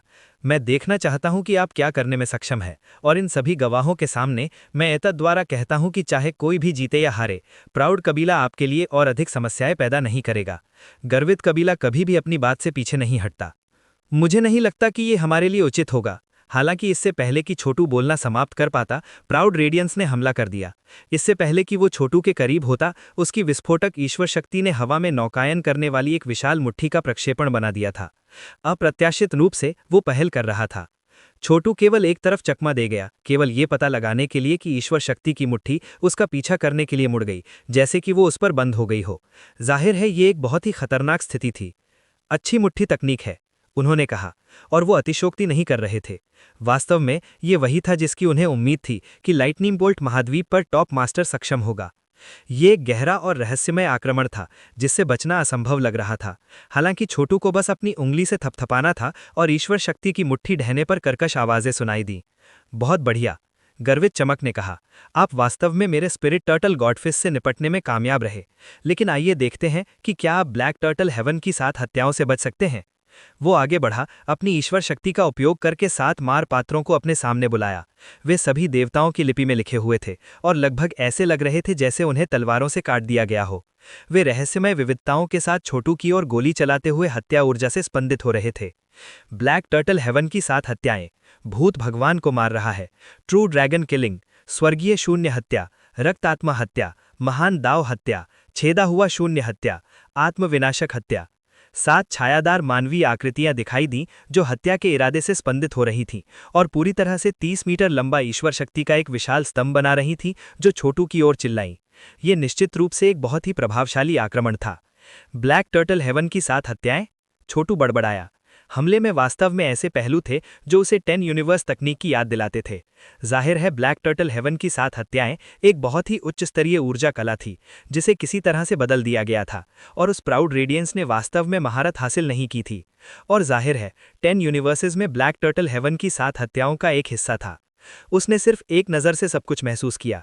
ये अकेले ही उसके लिए आश्वस्त होने के लिए पर्याप्त था कि प्राउड हेवन वास्तव में किसी तरह प्राउड कबीले से जुड़ा हुआ था, और उनके 10 यूनिवर्सेस की शुद्धता जाहिर है प्राउड रेडियंस के ब्लैक टर्टल हेवन की 7 हत्याओं से कहीं अधिक उन्नत थी, जो ये दिखाने के लिए गया कि प्राउड हेवन की कबीले में प्राउड रेडियंस से कहीं अधिक ऊंचाई थी। छोटू पहले से ही जानता था कि लाइटनिंग बोल्ट महाद्वीप पर प्राउड कबीले की मुख्य प्राउड कबीले की एक सहायक शाखा थी। वास्तव में ये संभावना थी कि उन्होंने गर्वित कबीले की सबसे रूढ़िवादी शिक्षाओं का पालन नहीं किया था। आखिरकार प्राउड कबीला गॉड की दुनिया में एक विशाल संगठन था, जिसकी इतनी सारी महाद्वीपों पर शाखाएं थीं कि उन्हें गिनना असंभव था। इस वजह से कबीले के वैध सदस्यों को भी ये जरूरी नहीं पता होता कि उनका मुख्य मुख्यालय कहाँ स्थित था। छोटू ने ब्लैक टर्टल हेवन की आने वाली 7 हत्याओं की जांच की, और जिस समय चकमक पत्थर के टुकड़े से उड़ने के लिए एक चिंगारी लगती है, वो रास्ते से हट गया। फिर एक गड़गड़ाहट की आवाज़ सुनी जा सकती है, जैसे कि एक बुलबुला उड़ गया और प्राउड रेडियंस को फंसा लिया। ये परफेक्ट गॉड आर्ट था, जो स्वर्ग और पृथ्वी में एक तरह की उल्लेखनीय क्षमता थी। चूंकि कोई भी संभवतः ये नहीं पहचान सकता था कि ये क्या था, इसलिए वो इसे खुले में उपयोग करने के बारे में चिंतित नहीं था। जब परफेक्ट गॉड आर्ट चलन में आया तो अन्य दिव्य वर्ग की ऊर्जा कलाएं केवल किनारे पर बैठ सकती थीं। नरक को कुचलने वाले गॉड मैमथ की शक्ति भी इसे पार नहीं कर सकती। ब्लैक टर्टल हेवन की कुछ 7 हत्याओं की तो बात ही छोड़ दें। हर कोई देख रहा था कि प्राउड रेडियंस ने मुक्त होने की कोशिश करने के लिए ऊर्जा कला की एक धारा उजागर की, सिवाय इसके कि कुछ भी काम नहीं किया। ये कौन सा जादुई खजाना है? उसने चिल्लाया। ये जादुई खजाना नहीं है, ये एक ऊर्जा कला है जिसे मैं विकसित करता हूँ। अपना हाथ लापरवाही से हिलाते हुए उसने बुलबुले को नष्ट कर दिया और ईश्वर शक्ति को अपने भीतर वापस चूस लिया। उन्होंने इस छोटी सी मुठभेड़ से बहुत कुछ हासिल किया था, मुख्य रूप से 10 यूनिवर्सेस और ब्लैक टर्टल हेवन की 7 हत्याओं के बीच संबंध स्थापित किया। इस बात में कोई संदेह नहीं था, प्राउड हेवन प्राउड कबीले से था। इसी बीच प्राउड रेडियंस वापस जमीन पर गिर पड़ा। उसके चेहरे पर विभिन्न भाव चमक रहे थे, जब उसे अंततः एहसास हुआ कि वो छोटू के लिए मैच नहीं था। लाइटनिंग बोल्ट महाद्वीप के टॉप युवा शक्तिशाली विशेषज्ञ प्राउड रेडियंस को एक चाल में हार का सामना करना पड़ा। दर्शकों में हर कोई या तो स्तब्ध था या शौक में हाँफ रहा था। छोटू पर टिकी हुई निगाहें भय और सम्मान की थीं। इससे कोई फर्क नहीं पड़ता था कि किसी का जन्म कहाँ हुआ था या उनकी पृष्ठभूमि क्या थी। जब तक कि वे पर्याप्त शक्तिशाली नहीं थे, लोग उनका सम्मान करेंगे। छोटू के लिए वो अपने परफेक्ट गॉड आर्ट के प्रदर्शन से बहुत खुश था। ये अधिक से अधिक परिष्कृत होता जा रहा था, इस हद तक कि इसमें पर्लिंग की मौलिक प्रकृति का लगभग 1/3 हिस्सा था। गड़गड़ाहट, गड़गड़ाहट। अचानक जेटफॉल की बाहों में पर्लिंग फिर से गड़गड़ाहट शुरू कर देती है, और उसके चेहरे पर तिरस्कार का भाव देखा जा सकता है। ऐसा लगता है कि छोटू के परफेक्ट गॉड आर्ट की तुलना खुद से करने के विचार पर यह आत्मसमर्पण करने के बारे में सोच रहा है। हालांकि इससे कोई ईश्वर शक्ति का उतार चढ़ाव नहीं आया, जिससे ऐसा लगता है कि ये एक साधारण पालतू पशु से ज्यादा कुछ नहीं है। उपस्थित किसी को भी ये अंदाजा नहीं था कि पर्लिंग वास्तव में छोटू से भी अधिक शक्तिशाली था। अचानक हंसी की आवाज सुनाई दी। किसने सोचा था कि इस तरह का युवा प्रतिभा लाइटनिंग बोल्ट महाद्वीप में आया है? ये उत्सव के योग्य है। Lightning dragon riser, proud radiance ने कहा। मुझे लगा आप ट्रेनिंग से बाहर थे। आप वापस क्या कर रहे हैं? एक हट्टा कट्टा दाढ़ी वाला पुरुष दिखाई दिया, जो औसत व्यक्ति से लंबा था, जिसके प्रत्येक कदम पर गड़गड़ाहट की हल्की आवाज उसके चारों ओर गूंज रही थी। ये ऐसा था जैसे विनाशकारी देवता उसकी हड्डियों में बिजली तड़क रही हो, जिससे वो भूत देवता या शैतान राजा जैसा डरावना, दृढ़ और खतरनाक दिख रहा था। एक प्रभावशाली नमूना है, छोटू ने सोचा, जो पहले से ही इस बात से प्रभावित था कि वो कितना साहसी और शक्तिशाली दिख रहा था। वो स्पष्ट रूप से मध्य अर्ध देवताओं की तुलना करने के लिए पर्याप्त शक्तिशाली था, और उसकी दिव्यता स्पष्ट रूप से प्राउड रेडियंस से बेहतर थी। ये लाइटनिंग ड्रैगन राइजर है, वांग जुआन ने कहा। लाइटनिंग कबीले का एक शक्तिशाली व्यक्ति, हालांकि वो युवा पीढ़ी के सदस्यों में से नहीं है, बल्कि पुरानी पीढ़ी के शक्तिशाली विशेषज्ञों में से है। हालांकि वो 30 से अधिक का नहीं दिखता, लेकिन वो वास्तव में 100 वर्ष से अधिक का है। संयोग से उन्होंने डी एजिंग लॉन्जेविटी फिगवर्ट रूट का प्रतिकार किया, जिसने उन्हें आम लोगों की तुलना में अतिरिक्त 1 शताब्दी की आयु दी। वो पहले से ही छोटू को पूरी तरह से अलग रोशनी में देखने आई थी, क्योंकि उसने एक ही चाल में प्राउड रेडियंस को हरा दिया था। अगर उसके जैसा कोई व्यक्ति भर्ती के योग्य नहीं था तो कौन था? प्राउड रेडियंस कुछ दर्जनों वर्षों के भीतर एक निम्न देवता बनना निश्चित था, इसलिए छोटू के लिए उसे पीटने का संकेत ये था कि 100% संभावना है कि छोटू भी एक निम्न देवता बन जाएगा। आप पुरानी पीढ़ी के सदस्य हो सकते हैं lightning dragon riser, proud radiance ने कहा, लेकिन मेरे सबसे बड़े भाई प्राउड ट्रायम्फेंट से हारने के बाद आप छुप गए। अब 10 वर्षों बाद आप अंततः महाद्वीप पर वापस आ रहे हैं। क्या इसका मतलब यह है कि आप बदला लेने की उम्मीद कर रहे हैं? आपके लिए दुख की बात है, मेरा सबसे बड़ा भाई प्राउड ट्रायम्फेंट ऑलरेडी एक भगवान बन चुका है। अब आप दोनों पूरी तरह से अलग स्तरों पर हैं, और ऐसा कोई तरीका नहीं है जिससे आप कभी भी उसे पकड़ सकें। लाइटनिंग ड्रैगन राइजर ने एक ठंडा हराम्फ दिया, जो घंटी जैसा गूंज उठा। तुमने अपने साधना आधार पर कोई प्रगति नहीं की, प्राउड रेडियंस, जबकि तुम्हारा प्राउड कबीला यहाँ लाइटनिंग बोल्ट महाद्वीप पर बढ़ता जा रहा है। तुम लोग लाइटनिंग कबीले से लगातार व्यापार छीन रहे हो। बस ये मत भूलना कि हम लाइटनिंग महाद्वीप चलाते हैं, इसलिए तुम किसी भी नियम को तोड़ने की हिम्मत मत करना। तुम्हें लगता है कि तुम्हारा लाइटनिंग कबीला प्राउड कबीले से तुलना कर सकता है? गर्वित कबीला निश्चित रूप से एक दबंग कबीला है, लेकिन मेरे 10 वर्ष के अंतराल में मैं एक समान महत्वपूर्ण संप्रदाय में शामिल हो गया, हाउस ऑफ गॉड ऑर्डिनमेंट, और मुझे पहले ही नौसिखिए दिश्य के रूप में पदोन्नत कर दिया गया है। अचानक आश्चर्य भरी बातचीत की चर्चा उठी। क्या lightning dragon riser house of God ordainment का नौसिखिया दिश्य है? हाउस ऑफ गॉड ऑर्डिनमेंट अपार शक्ति का एक प्रसिद्ध संप्रदाय है। लोग कहते हैं कि हर 100 साल में वे महाद्वीपों में सबसे योग्य अभिजात वर्ग की खोज करते हैं और उन्हें देवताओं के रूप में नियुक्त करते हैं। उनके संप्रदाय के नाम के पीछे यही अर्थ है। ये सही है। अब कई वर्षों से हाउस ऑफ गॉड ऑर्डिनमेंट में शामिल होने की संभावना सभी महाद्वीपों के लोगों के लिए एक लक्ष्य रही है। अफसोस की बात है कि जनता द्वारा शीर्ष विशेषज्ञ माने जाने वाले लोगों को भी अक्सर हाउस ऑफ गॉड ऑर्डिनमेंट द्वारा हेय दृष्टि से देखा जाता है। किस गुण या क्षमता से लाइटनिंग ड्रैगन राइजर ने किसी तरह उनका पक्ष हासिल किया और वो नौसिखिया शिष्य कैसे बन गया? उपस्थित लोगों में से कुछ लाइटनिंग बोल्ट सिटी में काफी प्रसिद्ध थे, फिर भी वे इस खबर पर आहें भर रहे थे। इस बीच ब्रह्मा ने अपनी आवाज सीधे छोटू के कानों में इस तरह से प्रक्षेपित की कि कोई और नहीं सुन सकता था। भगवान का घर आदेश अविश्वसनीय है। वे कई वर्षों से एक विशाल, महत्वपूर्ण संप्रदाय रहे हैं और बहुत रहस्यमय हैं। मैं एक बार 5 चरण वाले महाद्वीप का शासक था और एक घाघरा भगवान था। आप कह सकते हैं कि मैं अपने समय का बेजोड़ अधिपति था, लेकिन मैं भी परमेश्वर के घर के आदेश से तुलना नहीं कर सका। हालांकि वे बहुत गुप्त होते हैं और अक्सर दुनिया में कदम नहीं रखते हैं। हाउस ऑफ गॉड ऑर्डिनमेंट के लिए इस लाइटनिंग ड्रैगन राइजर के बारे में कुछ बहुत खास होना चाहिए ताकि वो उसे पसंद कर सके, और उनके नौसिखिए शिष्यों के लिए उन्मूलन दर बहुत अधिक है। उस स्तर से आगे बढ़ने के लिए शामिल लड़ाई अविश्वसनीय रूप से भयंकर और घातक है। प्रतिस्पर्धा करने वाले ऐसे 10,000 शिष्यों में से केवल एक ही अंततः आधिकारिक शिष्य बनेगा, और आप जानते हैं कि अन्य सभी के साथ क्या होता है? वे मर जाते हैं। ऐसा कोई संप्रदाय है? छोटू ने आश्चर्य से पूछा। यदि 10,000 नौसिखिए शिष्य आधिकारिक शिष्य बनने के लिए मृत्यु तक लड़ेंगे तो केवल कल्पना की जा सकती है कि ऐसे लोग कैसे थे। बचे हुए लोग स्पष्ट रूप से शीर्ष अभिजात वर्ग होंगे।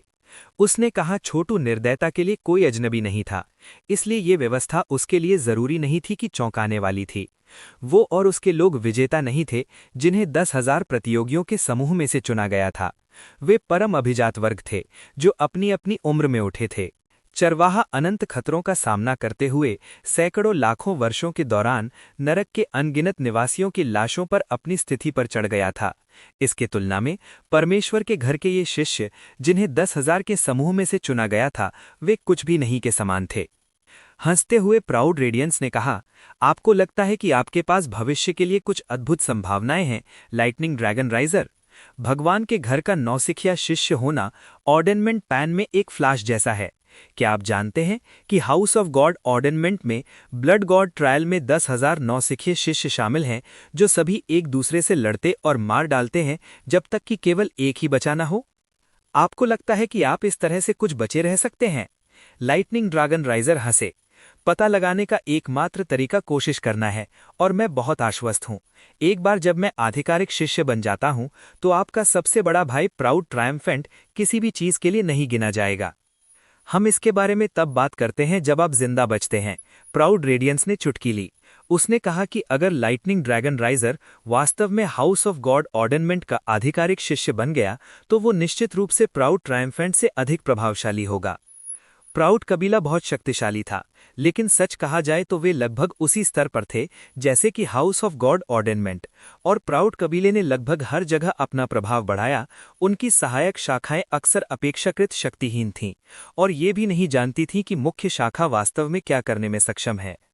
प्राउड रेडियंस की उपेक्षा करते हुए लाइटनिंग ड्रैगन राइजर ने छोटू की ओर मुड़कर हाथ मिलाया और कहा, किसने सोचा होगा कि इस तरह का विशेषज्ञ लाइटनिंग बोल्ट महाद्वीप में दिखाई देगा। नमस्कार।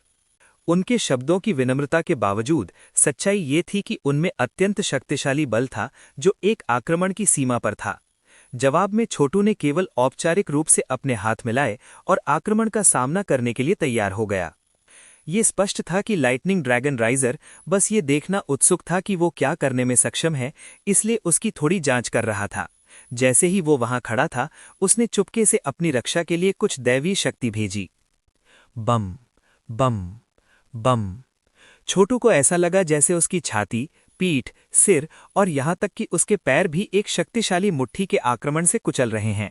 हालांकि तैयार रहने के कारण वो केवल थोड़ा हिला और आक्रमण के बल को दूर करने में सफल रहा। फिर परिणामी उतार चढ़ाव को खर्च करने के लिए राजा व्यय स्वर्गभक्षी की ऊर्जा कला का उपयोग किया।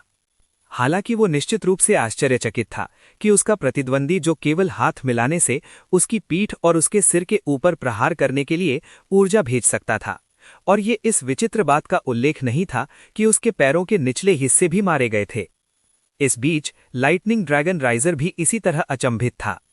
उसने अभी अभी परमेश्वर के घर के आदेश से एक गुप्त कर्तव्य का उपयोग किया था, जिसे शैडोलेस एम्प्टीनेस गॉड फिस्ट कहा जाता है। ये एक बहुत ही शक्तिशाली तकनीक थी जिसने मुट्ठी और दिल को खाली कर दिया, और सच्चे शून्य से माध्यम से उसने सच्ची पूर्णता लाई। इसके परिणाम स्वरूप वास्तविक ऊर्जा की विभिन्नताओं की भीड़ से ये लगभग किसी भी कोण से अदृश्य हमले कर सकता था। हालांकि जब ये हमला छोटू पर हुआ तो ये समुद्र में फेंकी गई मूर्ति की तरह था और इसका कोई प्रभाव नहीं पड़ा। इस आदमी की ऊर्जा कला इतनी उन्नत कैसे हो सकती है, और वो अभी तक दैवीय आरोहण तक नहीं पहुंचा है? ये संयोग से था कि मैं परमेश्वर के घर के आदेश के एक बुजुर्ग से मिला और उसके कुछ मामलों में मदद की, जिससे मुझे उसकी कुछ चालों को सीखने का मौका मिला। उस बुजुर्ग ने कहा कि मैं अर्ध देवताओं में एक उत्कृष्ट व्यक्ति हूं, लेकिन मैं इस आदमी पर हाथ भी नहीं रख सका। उसकी ऊर्जा पर्वत की तरह मजबूत और समुद्र की तरह गहरी है। वो निश्चित रूप से मुझसे कहीं अधिक शक्तिशाली है। मुस्कुराते हुए उन्होंने कहा, आपका मेरा सच्चा सम्मान है भाई यांग। आपकी ऊर्जा कलाएं बहुत गहरी हैं, जितना मैंने कल्पना की थी। मुझे ये विश्वास करना कठिन लगता है कि आप सिर्फ एक पथिक हैं। पथिकों की ऊर्जा कलाएं आमतौर पर उल्लेख करने लायक कुछ भी नहीं होती हैं। आप इतने कुशल कैसे हो सकते हैं भाई यांग? आप मेरी चापलूसी करते हैं, छोटू ने फीकी मुस्कान के साथ उत्तर दिया। अपने किसी भी रहस्य को उजागर नहीं करना चाहता था। यदि आप पहले से ही किसी संगठन के सदस्य नहीं हैं, तो परमेश्वर के घर के आदेश में शामिल क्यों नहीं हो जाते? हम अभी नौसिखिए शिष्यों की भर्ती कर रहे हैं और ब्लड गॉड ट्रायल जल्द ही शुरू होंगे। भाई यांग, आपके साधना बेस के स्तर को देखते हुए आप निश्चित रूप से 10,000 प्रतियोगियों के समूह में शीर्ष पर आ सकते हैं, और फिर आप परमेश्वर के घर के आदेश के आधिकारिक शिष्य बन जाएंगे। ओह, छोटू ने उत्सुकता से कहा, लेकिन भाई लाइटनिंग, क्या आप भी नौसिखिए शिष्य नहीं हैं? आप ब्लड गॉड ट्रायल्स में भी अपनी जगह लेंगे, जिसका मतलब है कि अगर हम एक दूसरे से लड़ते हैं तो हम में से किसी एक को मरना होगा। क्या ये केवल अपने पैर पर गिराने के लिए एक चट्टान नहीं उठाना होगा? नहीं, ऐसा नहीं होगा, लाइटनिंग ड्रैगन राइजर ने उत्तर दिया। आप देखते हैं, ब्लड गॉड ट्रायल में लगभग 1 अरब लोग शामिल होने वाले हैं। प्रत्येक व्यक्तिगत समूह में केवल 10,000 सदस्य होते हैं। ऐसे 1 लाख समूहों के साथ हम दोनों का एक ही में होने का कोई रास्ता नहीं है। उस स्थिति में शायद मैं इसे एक कोशिश दूंगा। छोटू को हमेशा से पता था कि उसे किसी न किसी संगठन में शामिल होना चाहिए। आत्मज्ञान प्राप्त करने के लिए क्षेत्र में प्रवेश करें, आगे ज्ञान प्राप्त करने के लिए दुनिया में रहें, सबसे बड़े ज्ञान को प्राप्त करने के लिए अदालत में भाग लें। देवलोक में शक्तिशाली संप्रदाय शाही अदालतों की तरह थे, और परमेश्वर का घर आदेश शक्तिशाली संप्रदायों में से एक था। उसकी सबसे अधिक संभावना थी कि वहां बेहतर कृषि संसाधनों तक पहुंच होगी, और एक बड़े संगठन द्वारा प्रदान की जाने वाली सुरक्षा भी। जाहिर है, लाइटनिंग ड्रैगन राइजर अपनी शक्ति के आधार के निर्माण की उम्मीद में उसे भर्ती करने की कोशिश कर रहा था, लेकिन जब सैनिक आते हैं तो उन्हें रोकने के लिए एक जनरल भेजें। अभी छोटू लाइटनिंग ड्रैगन राइजर के बारे में ये नहीं सोचता था कि ये खतरे के करीब भी था। लाइटनिंग ड्रैगन राइजर और छोटू के बीच अभी अभी जो बातें हुईं, उससे लाइटनिंग बोल्ट सिटी के शीर्ष आंकड़ों को पता चल सकता था कि उन्होंने गुप्त रूप से शक्ति की तुलना की, और जाहिर है छोटू शीर्ष पर आ गया। छोटू पहले से ही इतना रहस्यमयी और अविश्वसनीय लग रहा था कि वहां मौजूद कोई भी व्यक्ति उसे नियंत्रण में रखने में आत्मविश्वास महसूस नहीं कर रहा था। अपनी आवाज उठाते हुए वांग जुएन ने कहा, आज वांग कबीला समुद्री डाकू डेकू की मृत्यु का जश्न मनाने के लिए एक भोज आयोजित कर रहा है। हर कोई कृपया किसी भी चिंता या चिंता को दूर करें और उत्सव में एक साथ शामिल हों। इसके बाद समुद्री जिलों में वाणिज्य समृद्ध होगा और हमारे शहर में समृद्धि में एक नई उछाल का अनुभव होगा। इतनी जल्दी जश्न मनाने की जरूरत नहीं है, लाइटनिंग ड्रैगन राइजर ने कहा, तुरंत वांग जुएन पर ठंडा पानी फेंकते हुए। इसका क्या मतलब है lightning dragon riser? Proud radiance ने कहा, उसकी अभिव्यक्ति काली पड़ गई। आपको इस भोज में निमंत्रित नहीं किया गया था, लेकिन ये देखते हुए कि आप लाइटनिंग कबीले से हैं, मुझे लगता है कि इसे सहा जा सकता है। लेकिन अगर आप मुश्किलें खड़ी करते रहे तो ये बदल सकता है। मैं यहाँ कुछ समाचार लेकर आया था Proud Radiance, Lightning dragon Riser ने लापरवाही से जवाब दिया।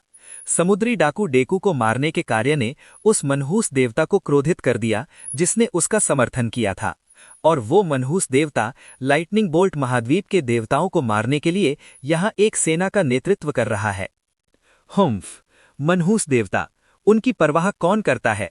आपको लगता है कि लाइटनिंग बोल्ट महाद्वीप के देवता किसी मनहूस देवता के बारे में चिंतित हैं? उस स्थिति में मैं एक और खबर प्रदान करता हूं जो आपको आपके आराम से बाहर कर सकती है। मनहूस देवता को दूर देशों के एक शैतान चर्च, हेल ब्रेकिंग चर्च का समर्थन प्राप्त है, और इस मनहूस देवता की दैव्यता रेटिंग 6 है। लाइटनिंग बोल्ट महाद्वीप के सभी देवताओं को कुचलने के लिए 6 की रेटिंग पर्याप्त है। क्या? प्राउड रेडियंस ने चौंक कर कहा। हेल ब्रेकिंग चर्च जैसे प्रसिद्ध शैतान संगठन को लाइटनिंग बोल्ट महाद्वीप के लिए समस्याएं क्यों पैदा करना चाहेंगे? क्या आप इस बारे में गंभीर हैं? मेरा विश्वास करें, मुझे इस बारे में अधिक जानकारी प्राप्त करने की आवश्यकता है, प्राउड रेडियंस ने कहा, जाहिर तौर पर लाइटनिंग ड्रैगन राइजर के शब्दों को अंकित मूल्य पर लेने के लिए तैयार नहीं है। मुड़कर वो चला गया। क्या ये वास्तव में हो रहा है? वांग जुआन ने कहा। उन्होंने कहा, ऐसा लगता है कि हमारे पास चर्चा करने के लिए कुछ महत्वपूर्ण मामले हैं। मैं अपने कबीले के वरिष्ठों को तुरंत सूचित करूंगा। देवियों और सज्जनों, भोज एतद द्वारा रद्द कर दिया गया है। हर कोई घर वापस जाओ और सबसे बुरे के लिए तैयार रहो। चलिए चलते हैं। एक मनहूस देवता का आक्रमण एक बड़ी बात है। जल्दी करो, गहरे समुद्र के मनहूस देवता भयानक हैं। मैंने सुना है कि वे हर चीज को बर्बाद करना चाहते हैं। हमें अपना बचाव करने के लिए हर संभव प्रयास करना होगा। शायद हमें महाद्वीप से भाग जाना चाहिए। नहीं, हम भाग नहीं सकते। हम कहाँ जाएंगे? लाइटनिंग बोल्ट महाद्वीप में टेलीपोर्टेशन पोर्टल नहीं है। सबसे अच्छी बात यह है कि हम अपनी जमीन पर खड़े रहें और मनहूस देवता की ताकतों के खिलाफ मौत से लड़ें। जब तक हम एकजुट हैं, हमारे पास एक मौका है। ये सही है। यद्यपि जब देवता लड़ते हैं तो हम हस्तक्षेप नहीं कर सकते, लेकिन हम कम से कम इस मनहूस भगवान के अनुयायियों का वध कर सकते हैं, और इससे उसकी शक्ति कम हो जाएगी। भूज समाप्त होने पर एक भयानक हवा पहले से ही ऊपर की ओर बह रही थी और लोग तितर बितर हो गए। मैं माफी मांगता हूं भाई यांग, वांग जुआन ने कहा। कौन कभी अनुमान लगा सकता था कि एक मनहूस देवता महाद्वीप पर आक्रमण करेगा? मैंने आपको बिना कुछ लिए अपने भोज में आमंत्रित किया। भाई यांग, देखते हुए कि आपकी साधना का आधार कितना गहरा है और इस तथ्य पर विचार करते हुए कि आपने प्राउड रेडियंस को एक ही चाल से हरा दिया है, आप स्पष्ट रूप से लाइटनिंग बोल्ट महाद्वीप पर अपना नाम बनाने जा रहे हैं। इस आक्रमण से लड़ने में हमारे साथ क्यों न शामिल हों? आप इस मनहूस देवता के बारे में क्या जानते हैं? छोटू ने पूछा। उनका प्रारंभिक झुकाव ये था कि वे इसमें शामिल नहीं होंगे, लेकिन अगर इस आक्रमण में पूरे महाद्वीप को शामिल किया गया था तो ये संभावना थी कि वे इसमें घसीटा जाएगा, चाहे वो चाहता हो या नहीं। इसके अलावा वो लाइटनिंग ड्रैगन राइजर के साथ साइड करने और हाउस ऑफ गॉड ऑर्डिनमेंट में शामिल होने में रुचि रखते थे, जिसका मतलब ये था कि लाइटनिंग ड्रैगन राइजर के अच्छे पक्ष में आना अधिक समझ में आता है, और ये सदैव संभव था कि लड़ाई स्वयं उसके लिए लाभ की ओर ले जाएगी, और उसे अपनी लड़ने की क्षमता पर बहुत भरोसा था।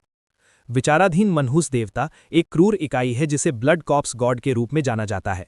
उसने समुद्र में एक द्वीप पर एक मनहूस देवता का राज्य स्थापित किया, जहां उसने कई क्रूर विश्वासियों को इकट्ठा किया। फिर उसने समुद्री डाकुओं को भर्ती किया ताकि वे अन्य द्वीपों और स्थानों को लूटें और उसे श्रद्धांजलि या दासों को नए विश्वासी बनने के लिए लाया जाए। यदि रक्तशास देवता वास्तव में रास्ते में है तो वे कल तक यहां पहुंच जाएगा, या अधिकतम परसों तक। रियली? छोटू ने कहा। उस मामले में मुझे नहीं लगता कि मैं उसे हुक से मुक्त कर सकता हूं। मैं सेना के आने तक इंतजार करूंगा, फिर अधिक विस्तृत मूल्यांकन करूंगा। उनकी सेना निश्चित रूप से हमें घेरने जा रही है, वांग जुआन ने कहा। हमारा कबीला अन्य कबीलों और देवताओं के साथ मिलकर लड़ने के लिए काम करेगा। जब देवता लड़ेंगे तो हम हस्तक्षेप नहीं कर पाएंगे, लेकिन हम जो भी समुद्री डाकू और विश्वासियों को अपने साथ लाता है उसे मार सकते हैं और सामान्य रूप से लाइटनिंग बोल्ट सिटी की रक्षा कर सकते हैं। लाइटनिंग बोल्ट महाद्वीप का सबसे महत्वपूर्ण शहर लाइटनिंग बोल्ट सिटी था, जो ठीक किनारे पर स्थित था। बेशक पानी के इतने करीब होने से व्यापार करना आसान हो गया। अधिकांश कुलों के पास शहर में बहुत सारी संपत्ति थी, जिसका मतलब ये था कि यदि शहर को मनहूस देवता द्वारा लूट लिया जाता है तो कुलों को गंभीर रूप से नुकसान होगा और निश्चित रूप से मनहूस देवता को बहुत लाभ होगा। छोटू के अनुमान के अनुसार लाइटनिंग बोल्ट सिटी की आबादी शायद 100 मिलियन से अधिक थी। दूसरे शब्दों में, यदि मनहूस देवता शहर को लूटता है तो वे 100 मिलियन मध्य भयानक विशेषज्ञों को मार डालेगा। ये ऐसी चीज थी जो मरण दुनिया में पूरी तरह से अकल्पनीय होगी।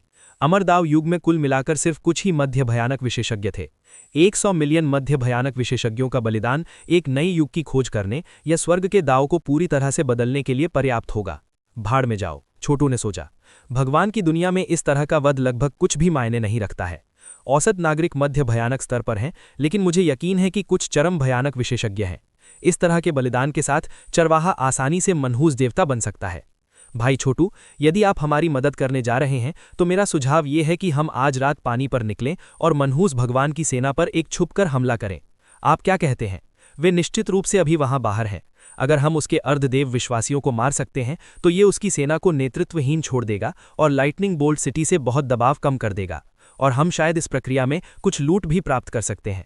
ठीक है, मैं आपके नेतृत्व का पालन करूंगा, लेकिन पहले मुझे वापस जाकर अपने हमवतनों के साथ बातचीत करनी है। एक बार जब आप अपनी योजना को अंतिम रूप दे दें भाई लाइटनिंग, तो बस मुझसे संपर्क करें। उन्होंने ब्रह्मा और येडफॉल को एक सार्थक दृष्टि से देखा, जिन्होंने बदले में सिर हिलाया। ये ठीक है, मैं आज रात को बाद में आपको एक संदेश भेजूंगा। लाइटनिंग ड्रैगन राइजर ने एक कागज का तावीज निकाला जो चमक रहा था जैसे कि वे बिजली से भरा हो। ये लाइटनिंग कबीले का एक संदेश तावीज है। यदि आप कभी मुसीबत में पड़ते हैं तो आप इसका उपयोग अपनी मदद के लिए लाइटनिंग कबीले के लोगों को खोजने के लिए कर सकते हैं। छोटू ने तावीज लिया और जल्दी से चला गया। थोड़ी समय बाद वे वापस सराय में लौटा, जहां उसने पाया कि सभी ने अपनी सफलताएं हासिल कर ली हैं और अपने सेज एम्परर ग्रैंड मैजिक के साथ अपनी कृषि में समायोजन कर रहे थे। उसका अमर सेलाकरण क्लोन स्पंदित अमर सेलाकरण शक्ति से घिरा हुआ था और अब वे चरम भयानक स्तर पर था। इसके अलावा उसकी इंद्रियां अब इतनी उन्नत थीं कि वे किंग इमॉर्टल स्लेयर के विरासत पदकों के फाइनल का एक भ्रामक प्रक्षेपण बुला सकता था। छोटू को पास आते देखकर क्लोन ठहाका मारकर हंसा। मैं चरम भयानक स्तर पर हूं छोटू। अब मैं किंग इमॉर्टल स्लेयर की इच्छा को अस्पष्ट रूप से महसूस कर सकता हूं और यहां तक कि इसके साथ बातचीत भी कर सकता हूं। क्या ऐसा है? बाहर पहुंचकर उसने अपना हाथ क्लोन पर रखा, जिससे गॉड लीजन सील क्लोन की चेतना के समुद्र में दिखाई देने लगा, और वहां क्लोन के साथ संघर्ष कर रही एक विशाल इच्छा शक्ति की उपस्थिति का पता लगाना संभव था। एक ऐसी इच्छा जो किंग इमॉर्टल स्लेयर की आभा को बैठती थी। मैं समझता हूं, छोटू ने कहा। उसके चेहरे पर एक गंभीर भाव था। ये किंग इमॉर्टल स्लेयर द्वारा छोड़े गए कुछ प्रभाव हैं। जब किंग इमॉर्टल स्लेयर की इच्छा ने ग्रेट नेक्रोपोलिस में प्रवेश किया तो वे जानता था कि उसके पास एक विशाल अवसर है। यदि वे कब्रिस्तान को नियंत्रित करने के लिए मनियड वर्ल्ड्स मोनार्क चार्ट का उपयोग कर सकता है तो वे आकाश के नीचे अद्वितीय होगा। वे न केवल अपनी पिछली महिमा को बहाल करेगा, बल्कि वे कब्रिस्तान को अपना हिस्सा बना सकता है और भगवान की दुनिया में एक आदर्श बन सकता है। मुझे आश्चर्य है कि अंत में किसने जीता, वे या प्राउड हेवन। क्या प्राउड हेवन की तुलना वास्तव में किंग इमॉर्टल स्लेयर से की जा सकती है? कुछ लोगों ने बड़बड़ाया। आप बिल्कुल निश्चित रूप से प्राउड हेवन को कम नहीं आंक सकते, छोटू ने जवाब दिया। 10 ब्रह्मांडों की दिव्य क्षमता के बारे में उनका ज्ञान बिल्कुल शानदार है। इसके अलावा मुझे संदेह है कि उसे कुछ शक्तिशाली देवताओं का समर्थन प्राप्त है, और मैंने हाल ही में पुष्टि की है कि प्राउड हेवन वास्तव में भगवान की दुनिया के प्राउड कबीले से जुड़ा हुआ है, जो एक अत्यंत महत्वपूर्ण संगठन है। मैं चरम भयानक स्तर पर पहुंच गया हूं, प्राउड वर्ल्ड ने कहा। मैं अपनी दैवीय शक्ति को बाहरी रूप से उजागर कर सकता हूं। एक अर्धदेव के रूप में मैं अंत में भगवान की दुनिया में अपना सिर ऊंचा कर सकता हूं। किसने अनुमान लगाया था कि प्राउड कबीला यहां इतना महत्वपूर्ण होगा? लेकिन शायद मैं कबीले पर कब्जा कर सकता हूं और नया शासक बन सकता हूं। इंतजार करें। नहीं, मैं इसे नष्ट करने जा रहा हूं। इसे अस्तित्व से मिटा दो। हंसते हुए डूम ने कहा, पूरे प्राउड कबीले का सफाया कर दो? अमानवीय। लेकिन मैं कहता हूं कि इसे भूल जाओ। उन्होंने एक सफलता हासिल कर ली थी, इस प्रकार एक विशेष रूप से रहस्यमयी स्थिति में प्रवेश किया था। उपस्थित सभी लोग मरण दुनिया की ऊंचाइयों तक पहुंच गए थे, इसलिए उन्हें केवल सही संसाधनों की आवश्यकता थी और वे पानी में मछली की तरह थे। वे सामान्य रूप से अपनी सफलताएं हासिल कर सकते थे, लेकिन छोटू ने उन्हें अभी भी अपने गॉड लीजन सील के साथ बैप्टिज्म दिया था, जिससे वे भगवान की दुनिया की महत्वपूर्ण ऊर्जा और सार के साथ और भी अधिक संगत हो गए थे। एक मनहूस देवता इस महाद्वीप पर आक्रमण करने जा रहा है, लेकिन अंत में यह हमारे लिए एक महान अवसर हो सकता है। इसके अलावा मेरा इरादा परम देव की व्यवस्था में शामिल होने का है और अंततः आप सभी को भी इसमें शामिल करना है। हमें वहां शानदार तरीके से फिट आना चाहिए। इसके साथ ही छोटू ने अपनी योजना के बारे में विस्तार से बताना शुरू किया। सभी ने छोटू के हाउस ऑफ गॉड ऑर्डिनमेंट में शामिल होने के विचार पर सहमति में सिर हिलाया। वे सभी मरण दुनिया से अपना रास्ता लड़कर आए थे और एक बड़े संप्रदाय में शामिल होने के लाभों से पूरी तरह से परिचित थे। जब लाखों लोग एक समूह में शामिल हो जाते हैं तो वे अविश्वसनीय रूप से शक्तिशाली हो जाते हैं, जैसे कि यहाँ या वहाँ का कोई एक व्यक्ति संभवतः उनके सामने खड़ा ही नहीं हो सकता है। सच्ची उन्नति एक संगठन के माध्यम से की जानी थी, और यदि कोई गुप्त रूप से भाग्य के प्रवाह को जब्त कर सकता है या यहाँ तक कि पूरे संगठन का नेतृत्व करने के लिए आ सकता है, तो वास्तव में मजबूत नींव रखना संभव था। यादृच्छिक स्ट्रैंगलर्स का एक समूह एक शक्तिशाली संगठन नहीं बना सकता था। यहाँ तक कि मरण दुनिया में भी, जहाँ छोटू गॉड लीजन सील पर भरोसा कर सकता था, वे अभी भी डेमी इमॉर्टल इंस्टीट्यूट और टाइटन एम्परर कॉलेजियम जैसे संगठनों में शामिल हुआ था। उन स्थानों की नियति पर नियंत्रण करने के बाद वे ब्रह्मा इमॉर्टल वर्ल्ड, दाओ संरक्षण लीग और विल मैनिफेस्टेशन हेवन संप्रदाय में चला गया था। एक समय में एक कदम उठाकर उसने धीरे धीरे उन शक्तिशाली संगठनों की नियति पर नियंत्रण कर लिया था। यही था जिसने उन्हें इस स्थिति में पहुंचाया था। साधना प्राप्त करने का यही सही तरीका था। ऐसे संगठनों की नियति में शक्ति, संसाधन, आशा और बहुत कुछ शामिल होगा।